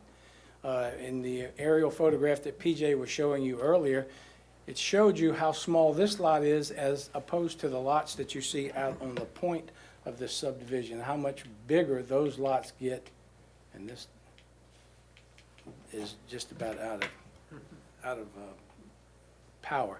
You see how much bigger those lots get out on the point as opposed to the one that Mr. Martone owns. So if you're looking at a comparable to what we're asking you for today, you need look no farther than Lynnhaven Colony and Cape Story by the Sea, where you have these small lots that had relatively big houses built on them before the Bay Act was ever enacted, and historically, you have 30, 40, and 50% lot coverage on all those lots. As a matter of fact, I was here just a couple months ago with one for you on Basin Road that was exactly similar to this. That was in the 40-some percentile. So it happens on these lots that were built and developed prior to the Bay Act being enacted. So that's what we're here today to ask you for. Staff has recommended this based upon the 13 conditions that are in the staff write-up. So in return for you allowing this pool to be built, what is the environment going to get back in place of it? Well, it's going to get 2,000 square feet of buffer restoration where you have turf grass now that goes right down to the face of the bulkhead. You're going to get stormwater treatment on a piece of property that has had 30% impervious cover since the 60s and does not have not one iota of stormwater treatment. And you're going to get payment into the Lynnhaven Oyster Heritage Fund of a small amount because the reason for that is we're asking for a small improvement to the property. We're asking for less than 1,000 square feet of new impervious cover, but that increases the lot coverage by 10% because of the small area of the lot. So with the 13 conditions that PJ has put on the staff report, we're in total agreement with that, and we're here to ask you today for this approval of this variance. So I'll be glad to answer any questions that you may have of me. Any questions for Mr. Garrington? I have a couple of quick questions for you. Without scaling it, you're required to do about 2,000 square feet of buffer restoration on the site. Where are you proposing to do that? Do you have enough room to accomplish it? It's going to with go in the what's left seaward in the portion of the backyard? buffer down where those retaining walls are. You have plenty of room to do that and take out turf grass where the buffer restoration is required. How much of the backyard do you think is going to go to restoration that's outside of where we're creating the new pool deck Do you, Well, we gotta do 2,000 square feet of it, and it's gotta be in the seaward portion of the buffer. So the majority of it is gonna be down in those lower reaches, right up against the bulkhead, which is where you're gonna get the biggest treatment of that stormwater as opposed to doing it anywhere else. And by installing those retaining walls, if you can slow the rate at which that water runs across that slope in the backyard, you're gonna get the chance for even more infiltration of the stormwater into the ground.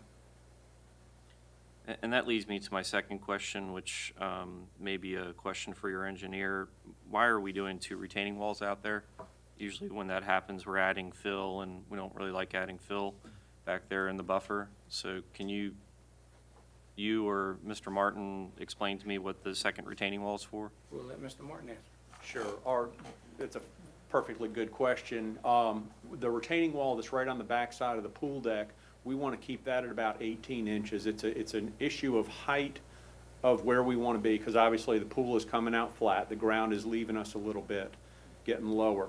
So the pool, right at the perimeter of the retaining wall at the perimeter of the pool deck, we want to keep it about 12 or 18 inches. So we just want a little manageable step down there.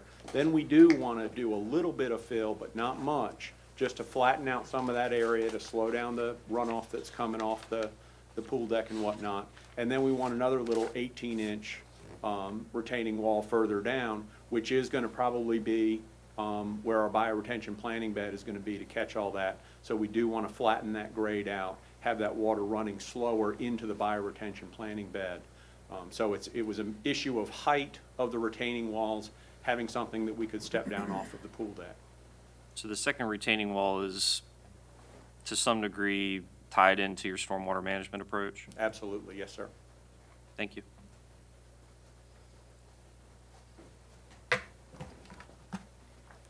Any other questions? Okay, thank you. Thank you, Mr. Chairman. Is there any opposition to this application? All right, I guess we're in discussion. Mr. Scully, was this one that had opposition emailed in? This is the agenda item where there was, we did receive an inquiry of opposition to the request for the encroachment. An official inquiry was not submitted via email or letter, but the request was made by staff to state the opposition at the public hearing. And this was the opposition's perspective that was read during the informal. Okay, and just for the hearing itself, what did staff do? Did you reach back out to the person who asked these questions? I had spoke with the individual on the phone for approximately an hour and then sent over a PDF that we received of the variant CBPA exhibit to them. Once the documents were sent to the individual, staff did not receive a follow-up from them with regards to the proposed improvements. Okay. If I could ask Mr. Garrington to approach.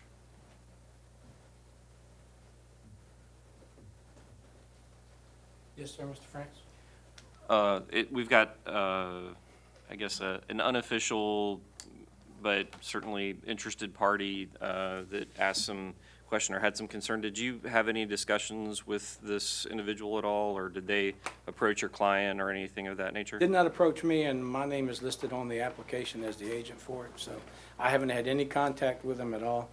But just sitting here and reading it and looking at it, again, you have a piece of property that was developed many years before the Bay Act was ever even enacted, that nothing can be done in the backyard without a variance from this board.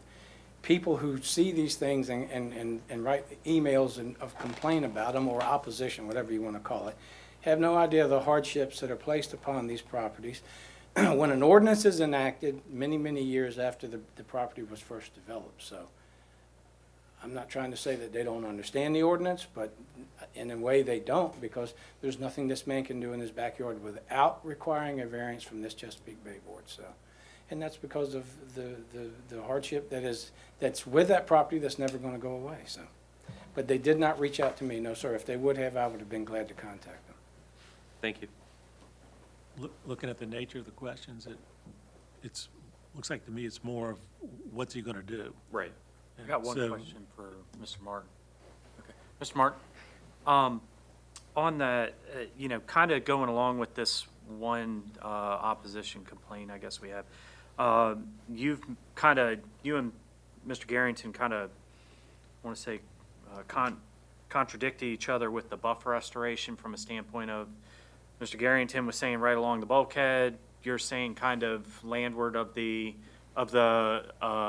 retaining wall, and we've got, elevations of 3.1, 3.3, 3.4. Can you kind of clarify more of where the design for the water treatment and bioretention and buffer management is going to be, You so we bet. can address this, this concern? You bet. Thanks for the question. And if I was not clear, I apologize. My statement about what was going on right at the lower retaining wall was the bioretention planting bed, the BMP for the project that's going to catch the stormwater.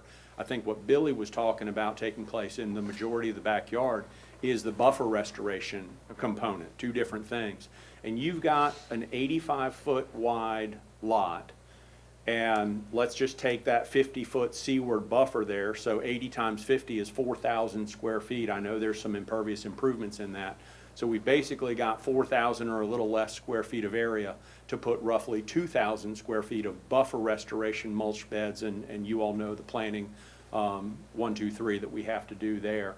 So we feel like there's enough room in the back portion of the lot, maybe some along the right side there, to catch the majority of the impervious cover in both, have it treated by the buffer restoration component, the 2,000 square feet that we have to do in buffer restoration, and then certainly the engineered bioretention planting bed BMPs, which is going to be what that lower retaining wall is going to help, just slowing down the flow into that. Thank you for specifically addressing that, You bet. that one concern. Thank you. Any other questions? If none of the questions, anybody prepared to make a motion?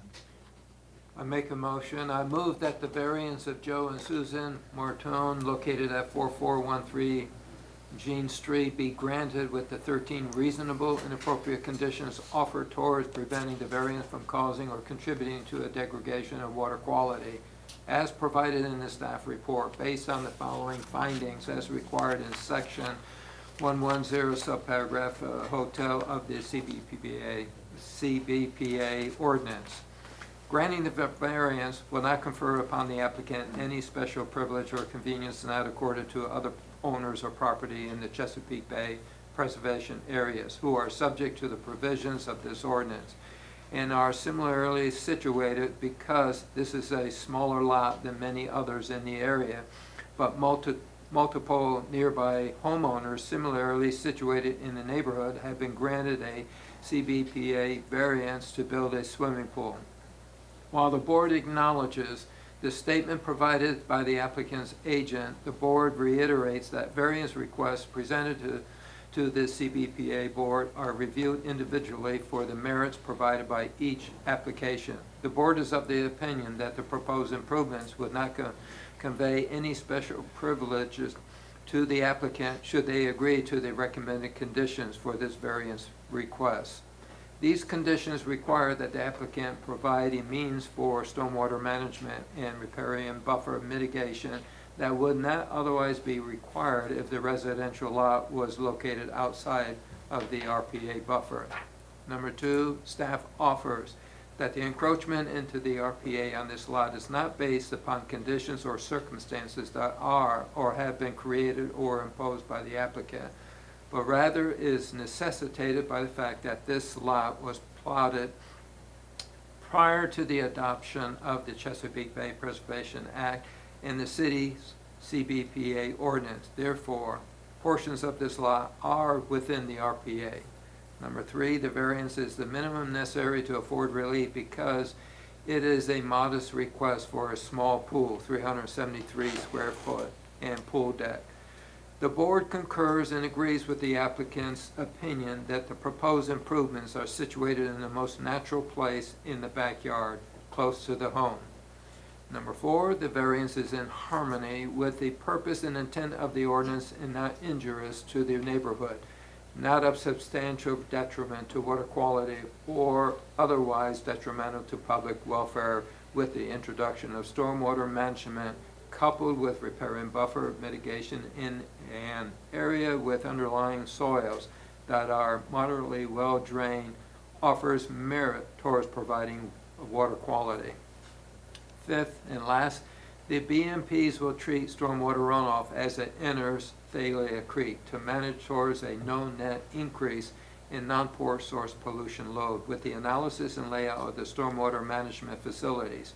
If integrated with the layout of the retaining wall, provides merit towards nutrient reduction on a lot with existing improvements that currently does not treat stormwater runoff. Second. Any further discussion? Call for the question. Hearing a second, a motion to approve the variance request at 4413 Janine Street has been made by Mr. Wallace and a second by Mr. France. The vote is open, and staff will call upon each board member individually. Mr. Dreps, Yes. Mr. France, Yes? Mr. Jester, Yes. Mr. Jones, Yes. Mr. Smith, Yes. Mr. Steyer, Yes. Mr. Wallace. Yes. By a vote of 7-4, against, the motion to approve CBPA variance request for 4413 Janine Street has been approved.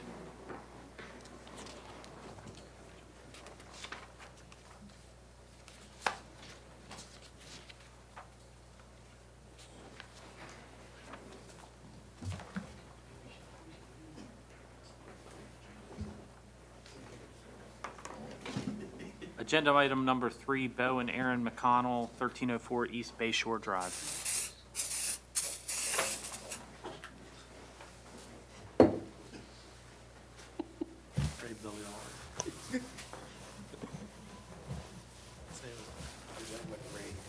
If you all didn't know, Damon here has been one of my Special Olympic swim team members in the past, and he can't be more excited about what's going to be his new pool. Thank you very much. Cool. Thank you, Mr. Chairman. Ladies and gentlemen, again of the Bay Board, for the record, Billy Garrington on behalf of the applicant, Bo and Aaron McConnell, property known as 1304 East Bay Shore Drive. Mr. Martin is here also since he was the designing engineer on this, Mr. Chairman. Our fees have been paid. Our disclosure statement is still current. Is current, and all of our fees have been paid. And Mr. Chairman, I think you heard PJ give you a very good explanation of this project in this morning's informal session. PJ, can I borrow your Yes.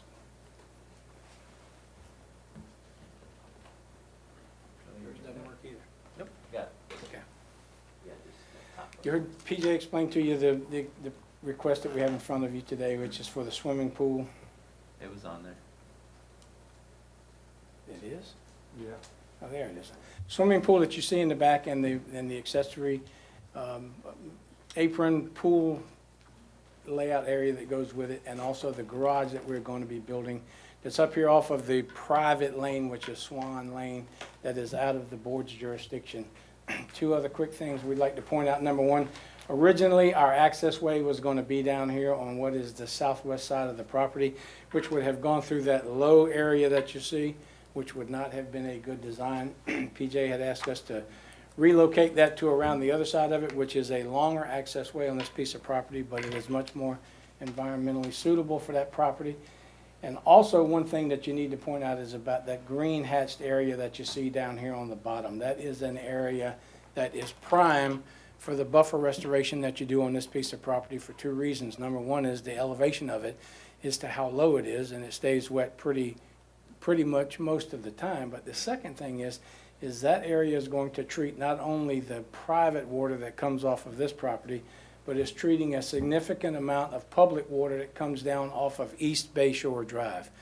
East Bay Shore Drive has several low areas in it, one right at this piece of property here, and that area is an area that is an exceptional area for the buffer restoration. I also have read the letter of concern that you got from one of the neighbors on this property. I don't agree with the flooding concerns that they had with it, because I don't think this house is gonna do anything to add to the flooding or the runoff. But I do agree with what the neighbor said about the parking of construction vehicles. That's a problem that should not be happening now, and they are right to ask you to include that in your request, and I'm in agreement with that. The construction vehicles that are working on this house now, and will be working on it even when the new work is being done, should be over here where this detached garage is going to be at. East Bay Shore Drive is a very narrow street, and people drive down that not paying any attention to the 25-mile-an-hour speed limit. You've got this entire area over here that could be used as a construction laydown area. Put your silt fence up, everything that you're going to do in anticipation of the future garage being built. And that's where those construction workers need to be parked at, and it would be much safer to them and to the residents in that area. So that is a good idea that the neighbor has brought up. With regards to the request that's in front of you today, you have 16 conditions in the staff write-up. We're in total agreement with all 16 of PJ's conditions. Again, this is one where you're going to get significant buffer restoration, you're going to get significant BMP stormwater treatment, and you're going to get significant payment into the Lynn Haven Oyster Heritage Fund if this variance is approved. So with that, we're in agreement with PJ's conditions and the staff write-up, and Brad and I will answer any questions that you may have in regard to this request. I've got a question. So why push all that deck towards the seaward?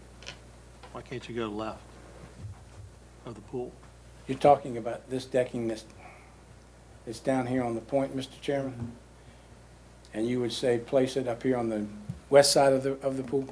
Or would you just say do a reduction of some amount to it? I'm not sure about, I'm not, the reduction part, I'm not as concerned as PJ said. This could have been somehow a by right for Bob on it, but it doesn't look like you needed to push it all the way down to you got plenty of room on the other side. You got you got a dining area and a fire pit, and it seemed like it could be a fire pit or something could be reversed. So what you're speaking of is sliding the entire deck up as we're looking at it. Well, I mean, that gets it further away from the southern portion, but with respect to the main shoreline, I guess the one perpendicular to the pool, it would still be the same distance. It's still just in about the same location, Mr. Smith. We just didn't seem like we had really real regard for the seaward. Let's push it down there. Just mine. We had primary regard for the top of bank in this case, because there is an evident top of bank. And just the nature of the house, and also the inner workings of the house, the different rooms. Up there by the bulb of the pool is the dining room. They wanted that to look right out over the pool. So some of this layout has to do with how the existing house has always worked. We're not talking about the dining area, we're talking about the fire pit. I understand the fire pit down on the bottom part of it, but it all kind of, and that part of the house, that X is a little covered, two-story area there that they want to look out over the fire pit. So there is some components, there's some logistics to the existing house that drove some of this design. Also, I would say that this is a blended family. Mr. and Ms. McConnell just got married in the last year or so. I think they both bring 2 middle schoolers to the equation. And in a situation like this, where we live in Virginia Beach and we've got outdoor living for 10.5 months out of the year, it is important to set up different areas, outdoor living spaces, whether there's a grill up on the existing patio and then some seating in different areas for those kids to play. I get all that, Brad, but it's 32.6%, and there's a minimum to afford relief issue here. Right, and we believe that we are meeting the minimum to afford relief because the outdoor living spaces drive this, and the existing configuration of the house drives where some of those things need to be. And we are also very cognizant of the top of bank and the specific environmental features that we're trying to fit within. Is the purple the top of bank? The purple is the top of bank, yes, sir.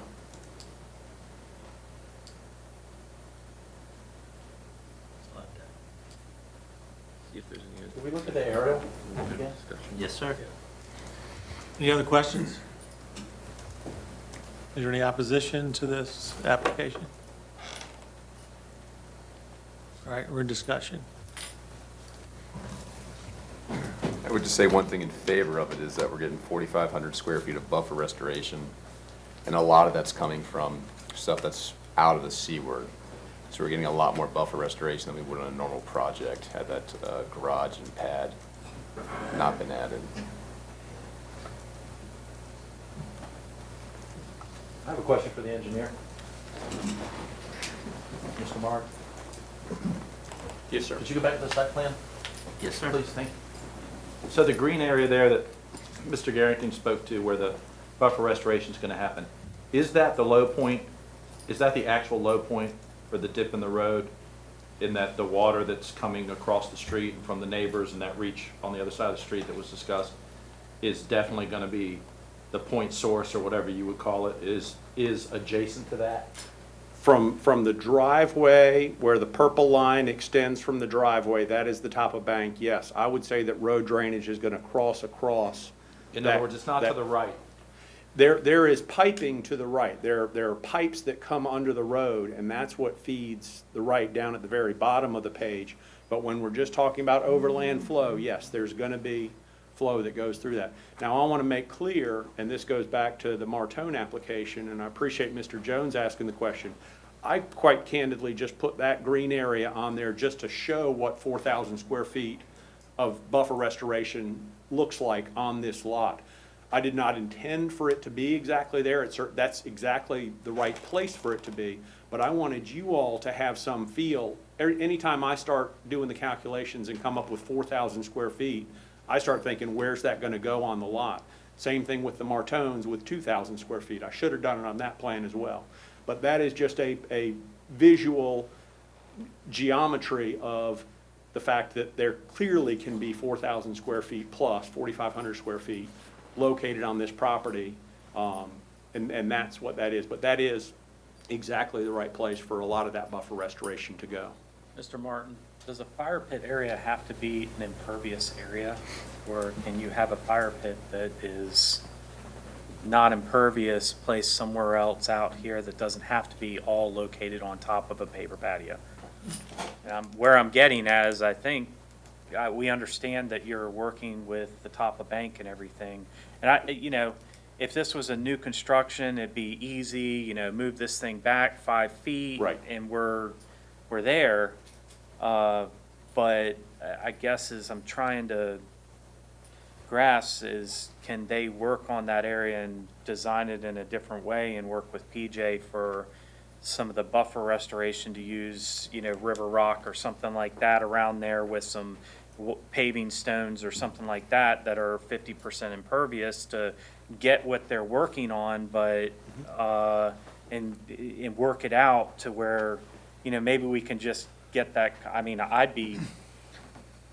I'm not totally against this, but that I'm with a couple other members where I think PJ's minimum here. necessary to afford relief is the question I'm getting on a fire pit, where a lot of the fire pits we see are just a fire pit with some mulch or some gravel or some stepping stones in some areas around them that aren't necessarily impervious.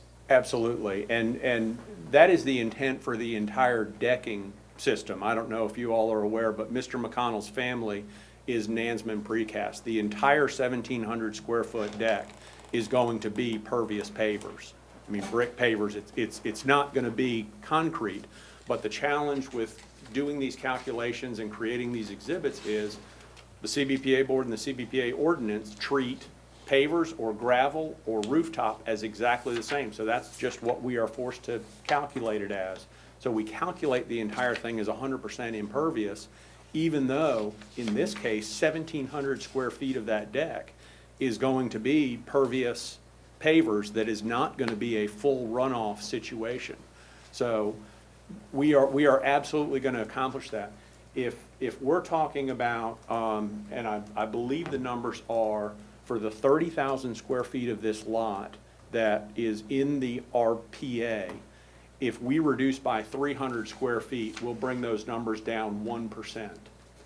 So if we go from 35.4 to 34.4, with the intention that some of that is going to be in that fire pit area, that is certainly, I think, a reasonable thing to add to the conditions. I would just like to say, as PJ's on this shot right here, this is the reason, that big green thing right there on the right side of the picture is the reason that we really don't want to push a lot of stuff further towards that far side of the house, is because the view and the water is completely occupied by those trees on the neighbor's property. This is a unique shoreline where it really does cut into the property. It's at the head of that water. So the elements that are off that two-story covered deck, which is the X on my plans, really are the more correct place to have these outdoor living spaces. Would you be amiable to changing number 13 to, instead of dictating that the driveway be permeable, the back patio be permeable Instead of the driveway? instead of the driveway? Why would you do that? How would you do that? Because it's in the 50-foot seaward. It's already permeable. You just told you that. But it's not in the application or in the conditions, I don't think. It's He's always. saying they're planning to it, but it's not conditioned to be that, and it wasn't in the application anywhere. What he said was he was gonna do all of them. It's always been our intention to do the Okay. 1,700 square feet Okay, of pool deck. do you mind us That's adding perfect. the It's perfect. back patio be permeable paver? Does that help anybody? No. Okay, Helps me. helps me. We're happy to agree to that, the driveway and the pool deck. PJ?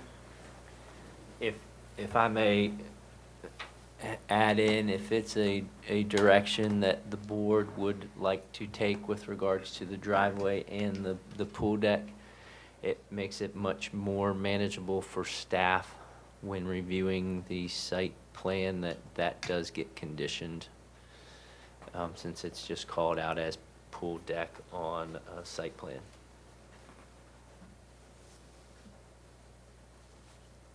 I'm ready to make a motion. Anybody else have anything? I have a question Okay. for whoever. One of the things that I think is really neat about this application is that for the potential for this buffer restoration to not only treat this site, but the site that, the areas that are running from across the street. And this green blob there is just a hypothetical location. But I would bet that if the board asked nicely, the applicant would probably agree to a condition whereby the buffer plantings were situated adjacent to the entire perimeter of the site, from the driveway to that southeast, I guess, corner. Just the south corner of the site. For the record, the applicant's agent is nodding his head, yes, in agreement. And that way we would know that anything that sheet flows off of that street is gonna be caught by some By buffer. something. And that's probably what you would do anyway, Correct. but, so we could lock that in, and that's certainly a benefit.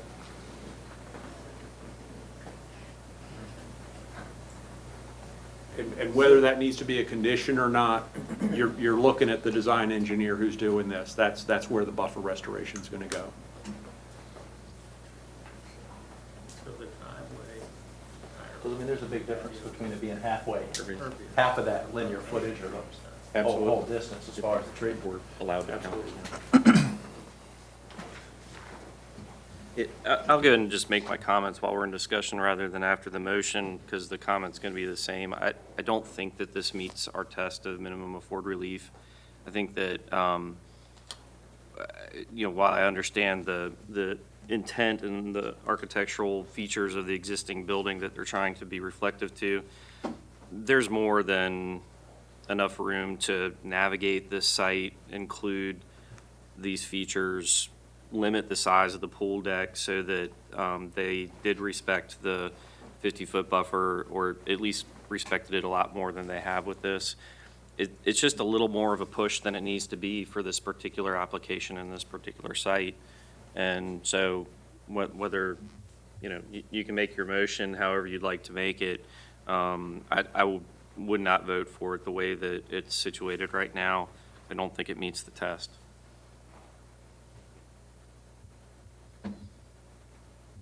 That's all I had to say. Anybody else? I'm in agreement with Dave, it's a push. for everything in your world you want with no consideration to the 50-foot seaward. My comment would be that I think the bay wins based on all the buffer restoration, so that I can live with it.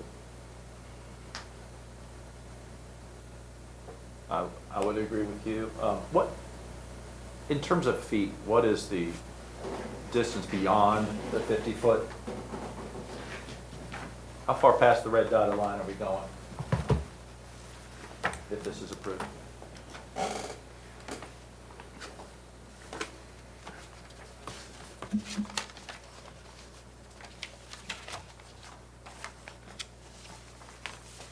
The maximum encroachment right there at the fire pit is 5 feet.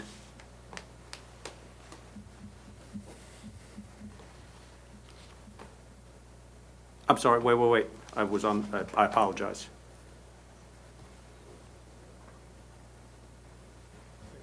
The wrong scale. 9 feet. I was on the wrong scale, I apologize. Maximum encroachment is 9 feet at the fire pit.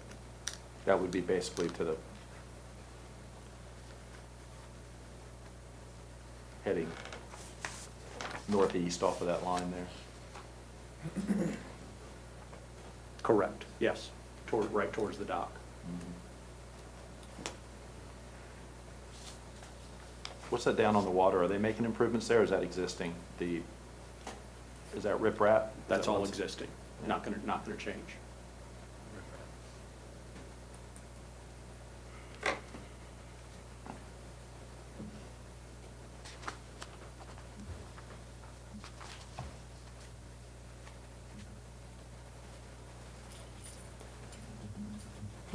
Casey halfway deep. I mean, guys, I grew up on the Lynn Haven. I live on the Lynn Haven. I've eaten 2 fish out of Lynn Haven yesterday. And the fishing is better than it's ever been in my lifetime. And I would put a lot of that to this board, buffer restoration, oyster heritage. So we're doing good things at the end of the day. And again, I love the buffer restoration. I think the bay wins. The bay should win. Yeah. My point is, where's the minimum? I mean, we're just asking for everything you want, and there's no consideration for 50 seaward. The bay should always win. I don't think that's a reasoning. Yeah, I mean, there's a long history with this board of restricting the amount of pool decking that can go around pools, and we've gotten really away from that, and I think rightly so, because, you know, we don't necessarily want to build a bunch of rectangles. That doesn't help anybody's, you know, it doesn't help us build a nice community in the place where we want to live. It's not the modern way of doing things. I just, you know, on this particular application, I think that they have the ability to pull back some of that pool decking, still accomplish making the things happen that they want to make happen, and not go over that line that we've set in the sand. And we've consistently been, I think, applying that rule to people where we see that they are wandering outside the edges without need. And so I'd really like to see the applicant pull back that pool decking to get it out of that 50-foot area. I would approve this if it was no concrete beyond the 50-foot buffer. Yeah. You've got a brick patio, you've got room to the west, you've got a ton of decking already. And it's just, I want. Yeah. So if that was pulled out of the 50-foot buffer, I'd approve it. And that's not a lot of decking. Looks like Mr. Martin would like to say something to you, Mr. Jester. Would you like to call Sure. him up? Yeah. You look at the logistics of the existing house and you see where that 2-story deck hits the 50-foot buffer right there on the corner. So I'm not going to promise that we can pull the whole thing out of the 50-foot, but I would like the opportunity, maybe 29 or 30 days or less, to take another swing at this, having heard what the comments are, what the issues are, We would appreciate, I think, the opportunity for a deferral to next month's meeting where we could come back with a plan that might better represent some of the comments that we've heard today.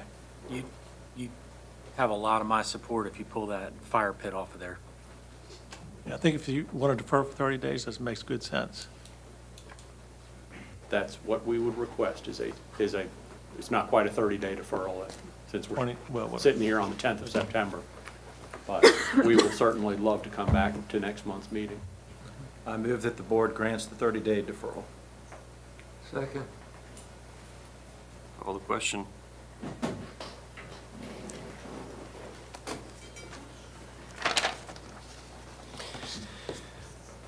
Hearing a second, a motion to defer the application of Bo and Aaron McConnell located at 1304 East Bay Shore Drive has been made by Mr. Smith and a second provided by Mr. Wallace. The vote is open. Staff will call upon each board member individually. Mr. Dreps? Yes. Mr. France? Yes. Mr. Jester? yes. Mr. Jones? Yes. Mr. Smith? Yes. Mr. Steyer? Yes. Mr. Wallace? Yes. By a vote of 7-4, 0 against, the motion to defer the variance request at 1304 East Bay Shore Drive has been approved for 30 days. Agenda item number 5, Charles R. Mealy II at 2217 Leeward Shore Drive. Thank you all very much. Be healthy.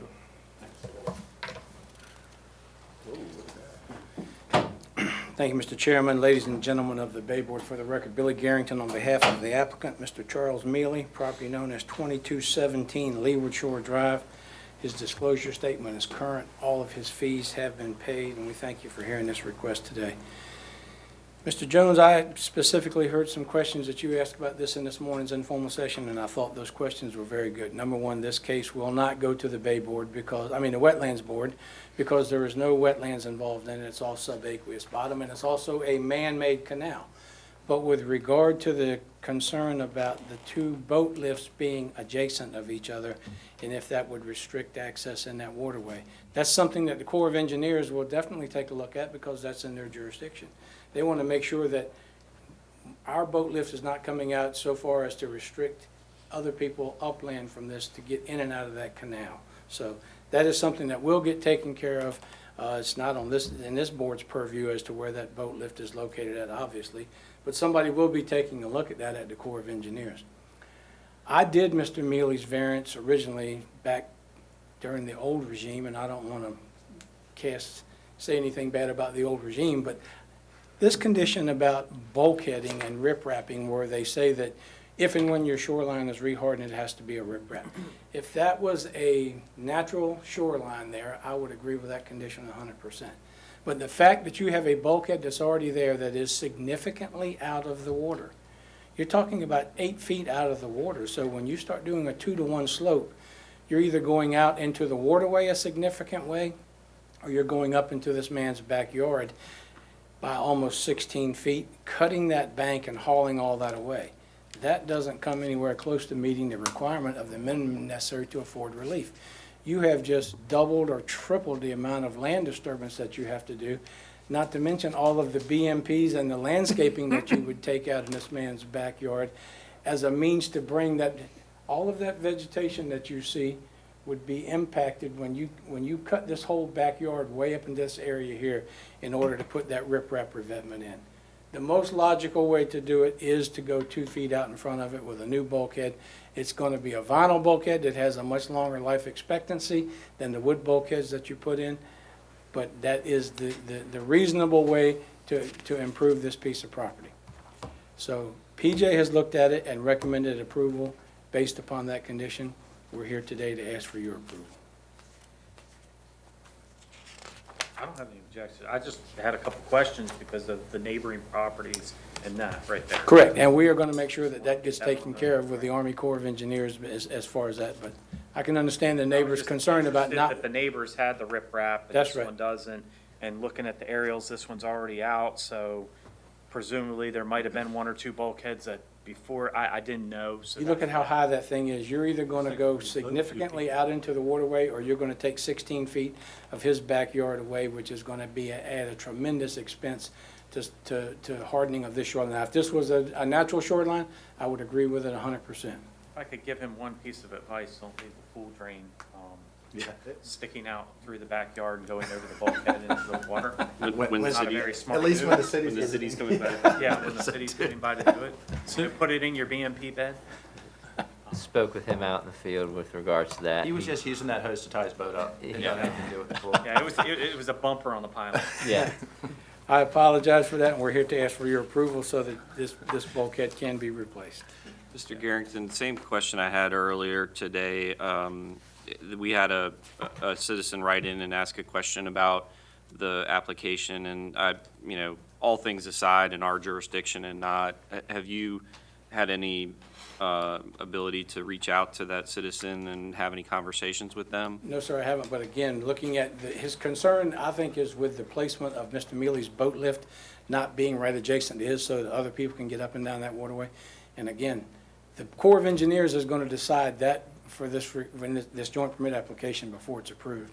And I think Mr. Simon has been in touch with him, Bob Simon is the one that drew the joint permit application up. But again, it's not in this board's purview to tell him where he can or can't put his boat lift, and the Corps of Engineers will take a look at that. Yeah, completely acknowledged, just as a matter of being good citizens. I agree. We got somebody across the street that's got a question about the thing. It would be nice if we made some diligent efforts You would to, certainly think the two neighbors would reach out and touch base with each other. that would be good if you could encourage that to happen. I so will that be they glad to can do so. Make sure they don't, start having to throw things across the pond at each other. I will certainly do so, Mr. France. Flaming arrows. Fire hoses put out fire. Any other questions for Mr. Garrington? Is there any opposition to this application? Okay, we're in discussion. I have one question for PJ. PJ, that Yes, sir. bulkhead is bowed out 2 feet already. So do they go 2 feet out from where it is right now, or 2 feet from where it's supposed to be? in talking with the applicant's engineer of record, it is 2 feet outboard from the point to point, so the new bulkhead will not bow to follow that 2 feet. If you notice on the site plan, if I can get there's a property line right here. So even with his 2 feet outboard, he's still remaining on his property. There is a small sliver of this floating dock here that would actually require an encroachment agreement from Public Works right away. This is the lift that is in question, but in talking with the applicant's engineer of record, one of the reasons why this access way was located here is just because the simple fact that that is where the existing bulkhead does recess. So it is, while there is opposition, I will state that the property owner has looked at that location there just for that simple reason that they can access and not encroach even further. My comment is, looks like 90% of the yards there are already bulkheaded along that canal, and you're gonna take the bow out, and you're not gonna disturb a huge amount of land for putting riprap in as opposed to bulkhead. That can make some common sense to go back with the bulkhead. It's not being, Mr. Scully, could you pull up the image of the backyard along the bulkhead again? Sure. and that's a nice yard. Yeah, it is. Got some green grass, doesn't it? So what I wanted to point out on this one, and I am in support of this modification, this yard compared to many we look at, it's really obvious that they actually installed the stormwater management and the buffer restorations and have maintained them. I mean, this goes back to 2013, 2014, where those things were installed, and it looks, this is a good example of what that should look like. You know, that area along the bulkhead has been protected and planted and mulched and in a lot of different ways. And if we came back in here to riprap this guy, all of that comes out, has to get replaced. And I feel like that's a little much to ask on the landowner when they've appear to have done a good job, an excellent job, frankly, of not only putting in the required plantings, but keeping them stable and healthy. So I think this is a reasonable request and would recommend that we all vote in favor. Thank you, Mr. Scully. Thank you. Anybody prepared to make a motion? I'll make the motion. I move the variance of Charles R. Mealy II, located at 2217 Leeward Shore Drive, be granted with one reasonable appropriate condition offered towards preventing the variance from causing or contributing to the degradation of water quality as provided in the staff report based on the following findings as required in section 110H of the CBPA ordinance. Granting the variance will not confer upon the applicant any special privilege or convenience not accorded to other owners of property in the CBPA areas who are subject to the provisions of this ordinance and are similarly situated, because the riprap only condition was imposed by all CBPA plans without regard to practicability or with regard to site characteristics or constraints. The site conditions warrant replacing the riprap in excess of the landward alignment of the existing structure as imposed by the condition. The encroachment of the RPA on this lot is not based upon conditions or circumstances that are or have been created or imposed by the applicant, but rather a required condition for the CBPA variance approval in 2013 without regard to the actual site conditions and the exposed height of the bulkhead out of the bottom. The request to redevelop the existing shoreline is the minimum necessary to afford relief with the methodology for accessing the existing shoreline proposed from the uplands, to construct the vinyl bulkhead with no long-term impacts to the existing upland vegetation proposed. The variance is in harmony with the purpose and intent of this ordinance and not injurious to the neighborhood, not of substantial detriment to water quality or otherwise detrimental to public welfare because of the existing buffer restoration is well vegetated and functioning, and the proposed vinyl bulkhead is 8 to 8.5 EH. This will require the removal of up to 16 feet of existing shoreline and line the north side of the navigation channel with riprap as a means to manage towards a no net increase in non-point source pollution road. This is no increase in impervious cover. A second.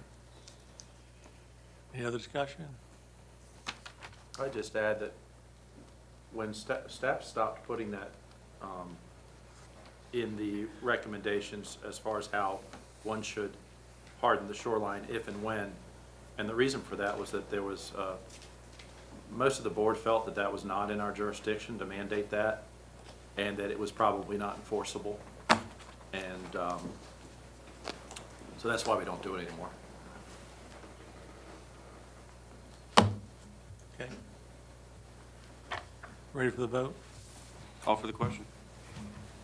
Hearing a second, a motion to approve the variance request located at 2217 Leeward Shore Drive has been made by Mr. Jones and a second provided by Mr. Wallace. The vote is open. Staff will call upon each board member individually.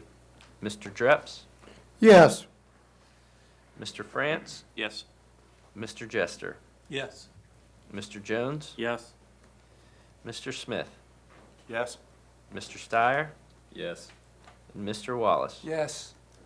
By a vote of 7-4, 0 against, the motion to approve the CBPA variance request for 2217 Leeward Shore Drive has been approved.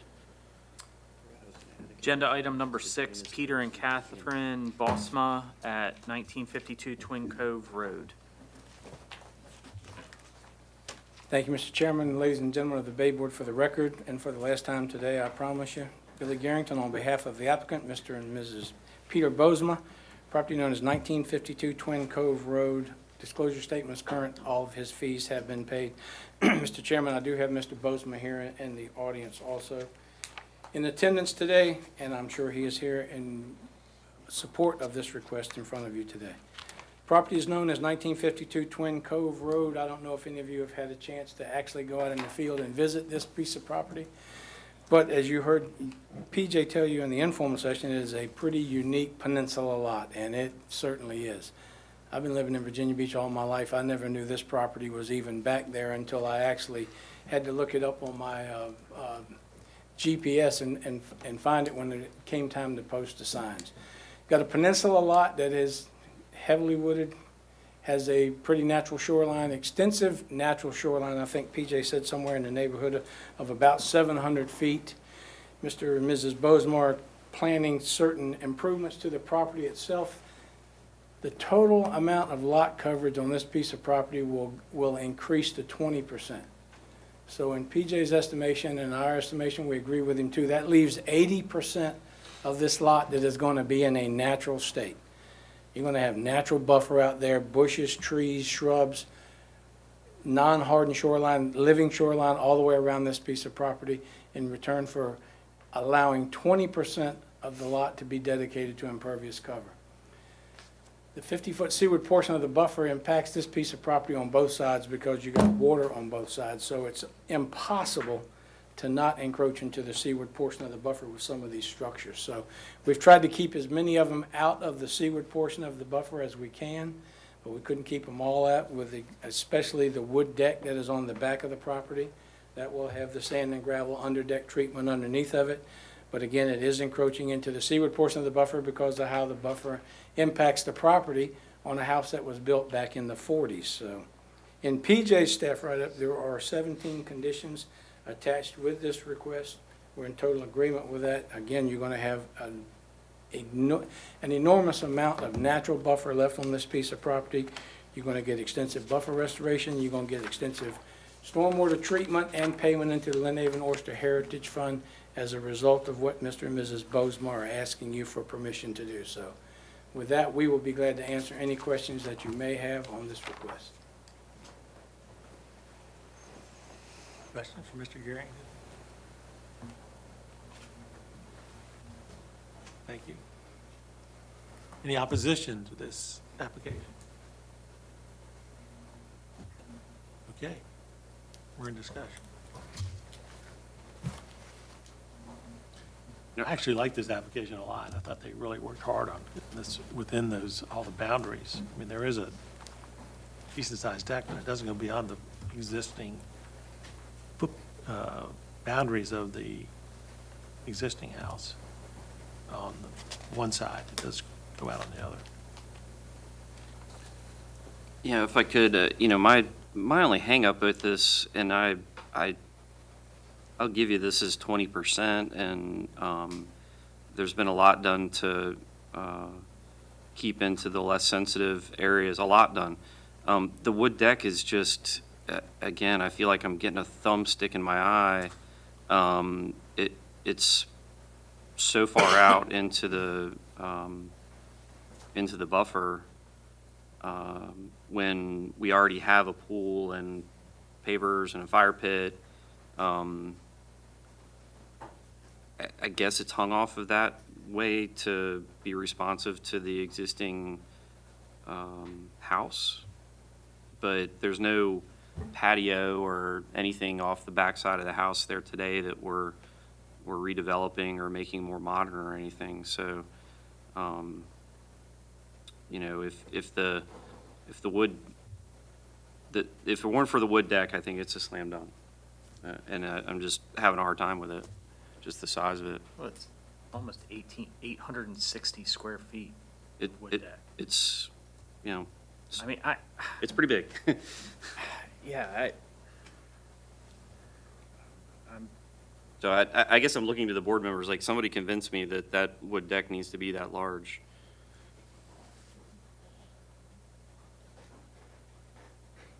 Mr. Garrington, would you like an opportunity to convince me? Mr. France, I would tell you that Mr. Bosemus here is telling me that the master bedroom, it's just the addition that you're going to be building right here, so that you would walk right out onto the deck.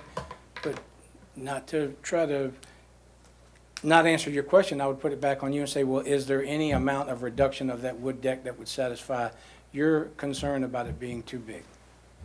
I guess it's not necessarily an amount of reduction, is that not necessarily my question, but I guess I don't understand why. So it's, If we reduce- 17 feet off of the back of the building, is that necessary to give me an egress area outside of my master bedroom? Feels biggish. Okay, but if you can just tell me how much of a reduction would give you a better feeling about it, we'd be glad to consider that. If we reduce it by 10% overall, would that be okay with you? And make sure that we reduce it towards the house away from the 50-foot buffer line?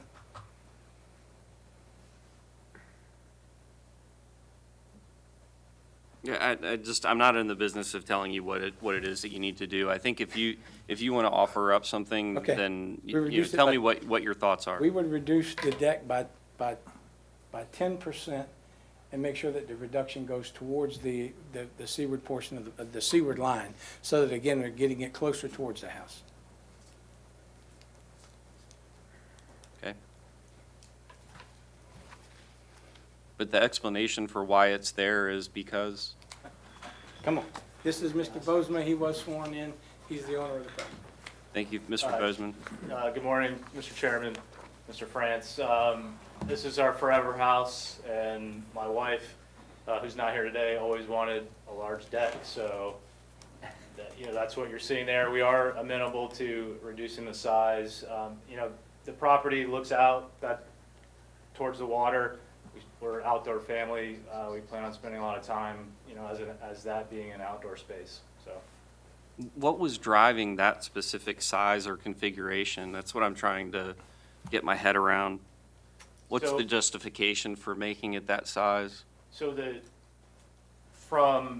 wanted it to run the full length of the back of the house, in terms of, so we could walk out from the master, which is on the bottom, southern portion. And then the kitchen is gonna be up towards the northern end, and so have two sliders coming out on the deck. And then the depth, just to have, outdoor seating and that type of thing. And it is pervious. I mean, it's a wood deck. I think one of the conditions is to have rocks underneath so that it will I'd be happy with that. filtrate. Okay, thank you. Thank you. Right now, it's 858 square feet, so it's 17 feet at one end and 25 feet depth on the other end, so, I mean, still a 425 foot square foot deck, you can have a lot of use along the whole thing down there and have access from the bedroom to come out to a 20 by 20, The only reason I don't have heartburn with this is this lot is way impacted, and they have worked around this, which I was impressed with. And we're just kind of arbitrarily saying this is too big, it's too, what if we give the guy maximum deck of 700, let him design it wherever, what length he wants, whatever, just say, you get 700 square feet of decking, and, which is a huge deck, and you can design any way you want in that area. So, that's still a big deck. Yeah, each one of these ceiling squares is 2 feet, so 2, 4, 6, 8, 10, 12, 14, 16, 18. So from that third can over to that wall, that's how wide that deck is. It's pretty big. We're gonna reduce your budget.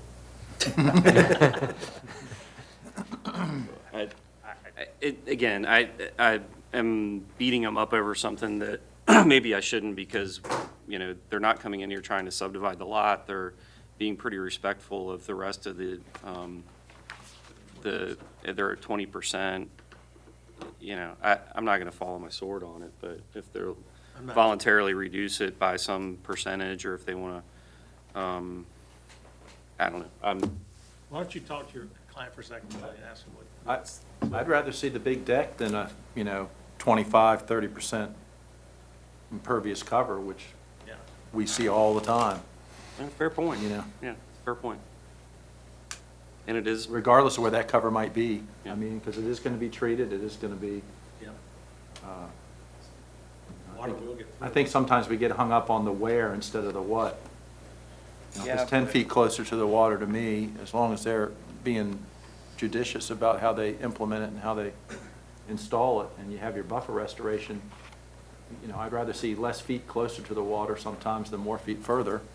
It's just, PJ, the question distance for is you. not that We- magic. We approved this, and we get in a circumstance like, the one over there in Princess Anne Hills we had last month. And they get into this property and into this house and find out they can't build within, they can't use that house. And we've approved this, and their new floor plan comes out. We've approved this, and they have to build a new house. Can they build the house out where that wood deck is and everything else, because it's all considered impervious, correct? That's my holdup on it, as we have a 1940s house. Mm-hmm. We're not sure what they're getting into in it. If we approve this footprint, now we've approved this footprint for a house, and we've got an 858 square foot wood deck, that if they get into this house and they find termites, powder post beetles, whatever, they decide they can't salvage it. Now we've just approved a monster in the 50-foot seaward. Well, you could condition it to, it has to be, that area And that's fine. That's is why I'm working conditioned it, as talking it only a through. wooden deck. Wood deck in perpetuity. Yeah. Mm-hmm. Mr. Jones, I can tell you how the Board of Zoning Appeals handles that, and they have that same concern. Okay. They put a condition on there that the development has to be in substantial conformity to the building plans and elevations that have been submitted to the state, because that way it calls it out as a wood deck. It doesn't call it out as a room addition or that, and we would have no problem with you adding that condition to it. That answers my question There you to a go. certain extent. I just, You're right. that's That the way- thing that. That way is somebody doesn't come pause back on and say, well, this. you gave us a deck out here that's considered impervious, and we now want to make it a Florida room. I was just, the comment I was gonna make, I feel like that's already part of the conditions that it, sorry, I have to get there. They consider the wood deck impervious, so it could be, have a roof on it later. It could be redevelopment in any I guess fashion. what I'm, exactly, that's what I'm asking PJ, if we condition, Yes, if we move this. there's a little bit of difference in deviation from CBPA to BZA. When you're looking at it from a CBPA perspective, if a variance is granted, or if you have the existing impervious cover there, if there is no increase in the amount of impervious cover, no further encroachment seaward, the CBPA board per se does not have purview over the use, you know, just like we don't regulate for view sheds. So if 10 years down the road, and by chance there's hopefully different staff sitting here, and they look at, I had to throw it in. Playing the And lottery, are you? maybe, but if they have a request that comes in, they could essentially go down through your conditions and say, well, I have impervious cover because right now we see a wood deck, albeit have some perviousness as impervious cover. And Mr. Jester was correct. They could essentially do a room addition or a roof over top. So if the deck is of a concern, I would say that it is conditioned that it remains a deck in the perpetuity, which then would require someone to have to come back to the board, just like we have with our riprap conditions. Otherwise, if someone just picks up those conditions, they're gonna go off of the impervious cover. Or the next person Correct. could do it as an administrative. Right. Yes. But on the other hand, why does the board care? Because it's not gonna be different for the quality of the bay either way. Whether it's a 3-story or whether it's a deck. Yeah, it's impervious, It's whatever it is. impervious. So impervious. the reason. I understand. The reason that they are allowed to redevelop it is because it shouldn't have any impact on this board anyway. Now zoning, yeah, certainly. Certainly a wooden deck is not as, It is. not technically by the letter of the law, but practically Practically. it is, so Yeah. I'll buy that. Right, from a practical standpoint. I know, I just, A little bit of water goes through it. I thought they were sensitive to the overall. I mean, that is a big deck, but it's only 20%.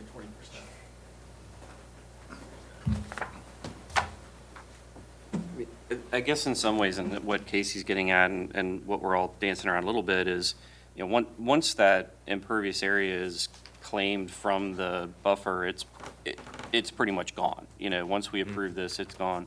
I guess if they got into it and decided they couldn't rebuild the house, they would probably have to come back to us unless they knitted something into the edges of what we just approved, and then their site plan would just be their site plan. So they could demo that building and put the building where we have deck shown now. I actually don't love the idea of saying you've got a deck and you've always got a deck, and sorry for your luck, that's got to be a deck whether you like it or not, or come back and talk to me. I think if we're okay with it being impervious in the buffer, then we're okay with it being impervious. And if he decides he wants to put a screened-in porch with a canopy over it in a couple of years because there's some mosquitoes flying around, man should be able to do that. So I don't know. I'm not sure where to land on this thing because there's a lot of good going on here, and again, I feel like the reason why it's where it is because the building is there and they're keeping the building. The size of it is a little giant, and is it too much? Is it enough? Is it the minimum required? I can't decide where I'm at on this one.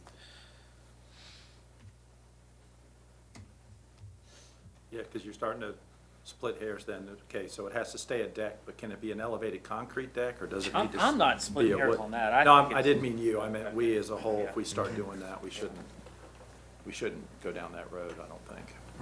I mean, the percentage of the lot on this one doesn't bother me at all. That's not what I'm looking at. I'm looking at, you know, even if you didn't have the rest of this lot, and it's not subdivided, I'm not looking at that. This is not a subdivision or a re-subdivision. I'm looking at what's there, and I'm looking at how we treat everybody else. And if you know, we don't just give everybody the world just because they've got 20%. You know, we're talking about going 14 plus 3.5, that's 15, 16, 17, 18, plus 18, 36. We're talking about going 36 feet into the seaward, you know, straight down into the seaward with you know, pretty much of the 850 square foot deck, we're probably taking 600 of that or more into the seaward when we've already got a, you know, 22 by 14 pool, a fire pit, pavers, a screened-in porch with fireplace. All, you know, most of those are out of the 100, but how much do we allow into the 100?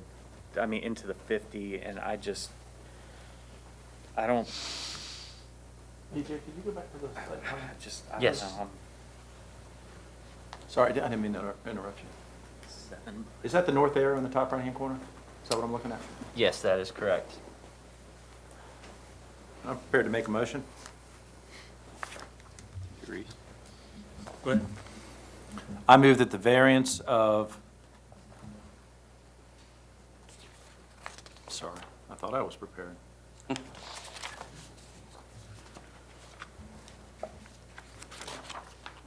I on the wrong page? We're on number 7, aren't we? Six. Oh, this is the wrong page, it's the right page. All right. I move that the variance of Peter and Catherine Bozeman located at 1952 Twin Cove Road be granted the 18 reasonable and appropriate conditions offered towards preventing the variance from causing or contributing to a degradation of water quality as provided in the staff report, with the 18th condition being that the area of the called out on the site plan as wood deck shall be reduced in area by 20%, and any such reduction shall be a retreat in a northerly or easterly direction, based on the following findings as required in the section 110H of the CBPA ordinance. Granting the variance will not confer upon the applicant any special privilege or convenience not accorded to other owners of the property in the Chesapeake Bay Preservation Area who are subject to the provisions of this ordinance and are similarly situated, because the additions will be commensurate with other waterfront properties in the area. The upgrades include additions to the main dwelling, wood decking, an attached garage and parking area, and a pool and a hot tub. The board concurs that the redevelopment of this lot is consistent with other CBPA variances within the surrounding neighborhood. 2, the encroachment into the RPA on this lot is not based upon conditions or circumstances that are or have been created or imposed by the applicant, but rather is necessitated by the fact that this lot was platted prior to the adoption of the Chesapeake Bay Preservation Act and the city's CBPA ordinance. Therefore, portions of this lot are within the RPA. 3, the variance is the minimum necessary to afford relief, although portions of the new impervious surface encroach into the 50-foot seaward buffer.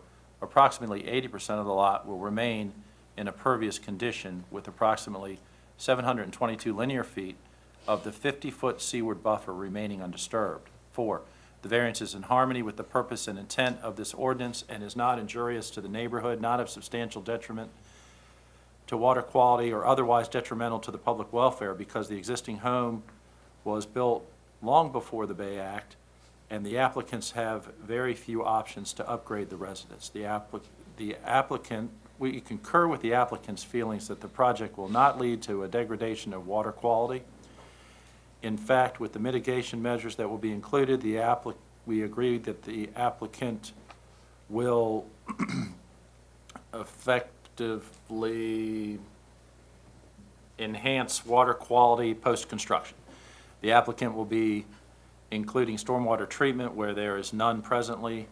They will be including additional buffer restoration and leaving significant natural buffer in place, and off-site mitigation will take place through the LOHF program, all to ensure non-point source pollution does not increase here.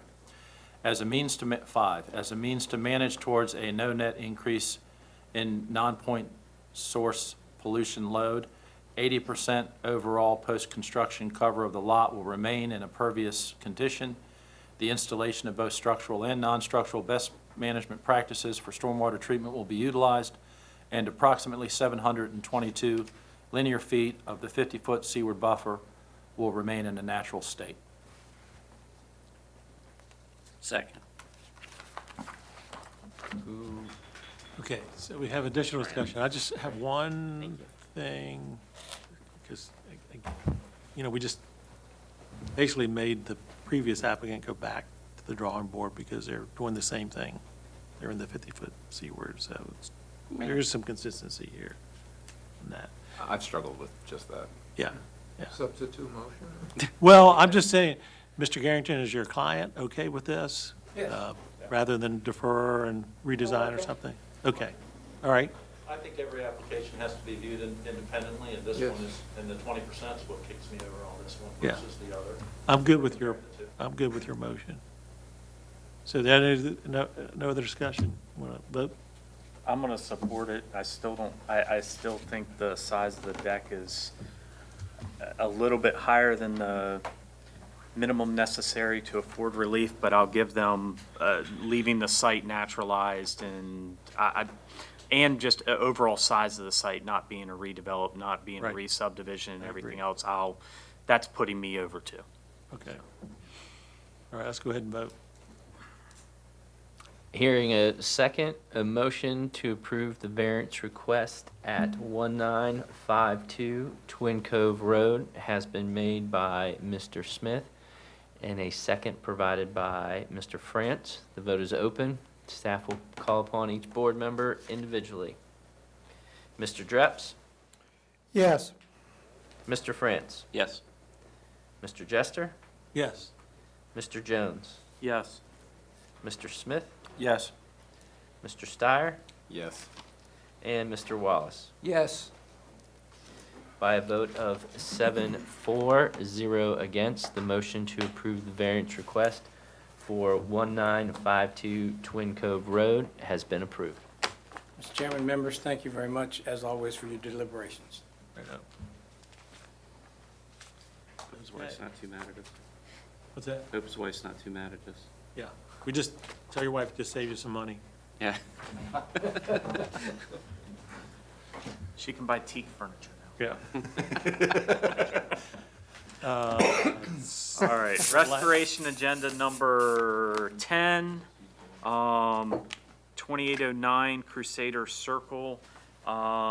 We are using the approved agenda item number 9 as the after-the-fact variance as completion of the restoration, correct? Yeah, have I to- mean, I think you still need to vote on it, We still just have to vote We that. need a motion. yeah. All right, so I'm gonna make a motion that, that the after-the-fact variance, agenda item number 9 of 2809 Crusader Circle, suffice as the restoration for agenda item number 10. Is that correct? Okay. Second? Any discussion?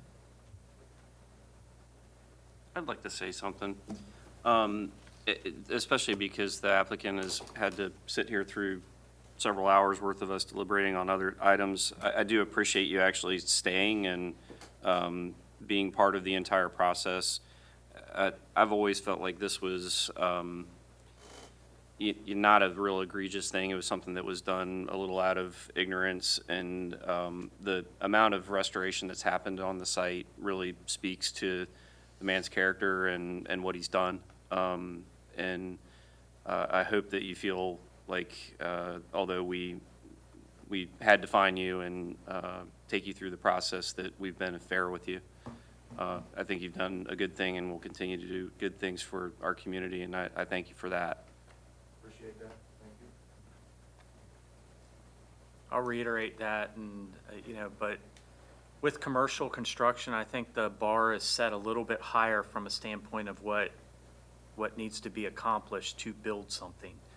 Permits are required, and I feel like we had our hands strapped behind our back on this one. So, I do believe you've done a good job with the property, and thank you. Go ahead. And I'm going along that. We're way too lax on, in the most part, across the city. People do stuff and ask for forgiveness. The fine is just necessary to keep not you, but everybody else sort of in line. We have way too much of that.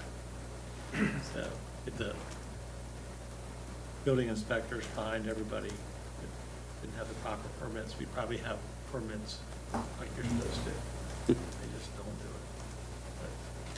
But what you did was commendable. So I'm full support. Ready to vote? Call the question. Hearing a second, a motion to approve the after-the-fact variance request for Freedom Operations LLC located at 208 Crusader Circle as a means to address the restoration hearing ordered by the Chesapeake Bay Board at the June 22nd, 2020 public hearing has been made by Mr. Jones and a second provided by Mr. France. The vote is open and staff will call each board member individually. Mr. Dreps? Yes. Mr. France? Yes. Mr. Jester? Yes. Mr. Jones? Yes. Mr. Smith? Yes. Mr. Steyer? Yes. And Mr. Wallace? Yes. By a vote of 7-4, 0 against, the motion to approve the after-the-fact variance for 2809 Crusader Circle as acceptable restoration has been approved. All right. I never thought we'd be done by 12:15. Any other? Good job. So what are we doing now, PJ? Are we going to a room and eat and watch a movie? You need to adjourn first. So, Any other formal agenda items that we need to cover today, Mr. Scully? there are no additional formal agenda items to address today. So we're going to go watch this video? Once the public hearing meeting is adjourned, staff will provide the opportunity for board members to review the COVID training. And it's going to be where? 2/18. 2/18, okay. We're adjourned. Thank you.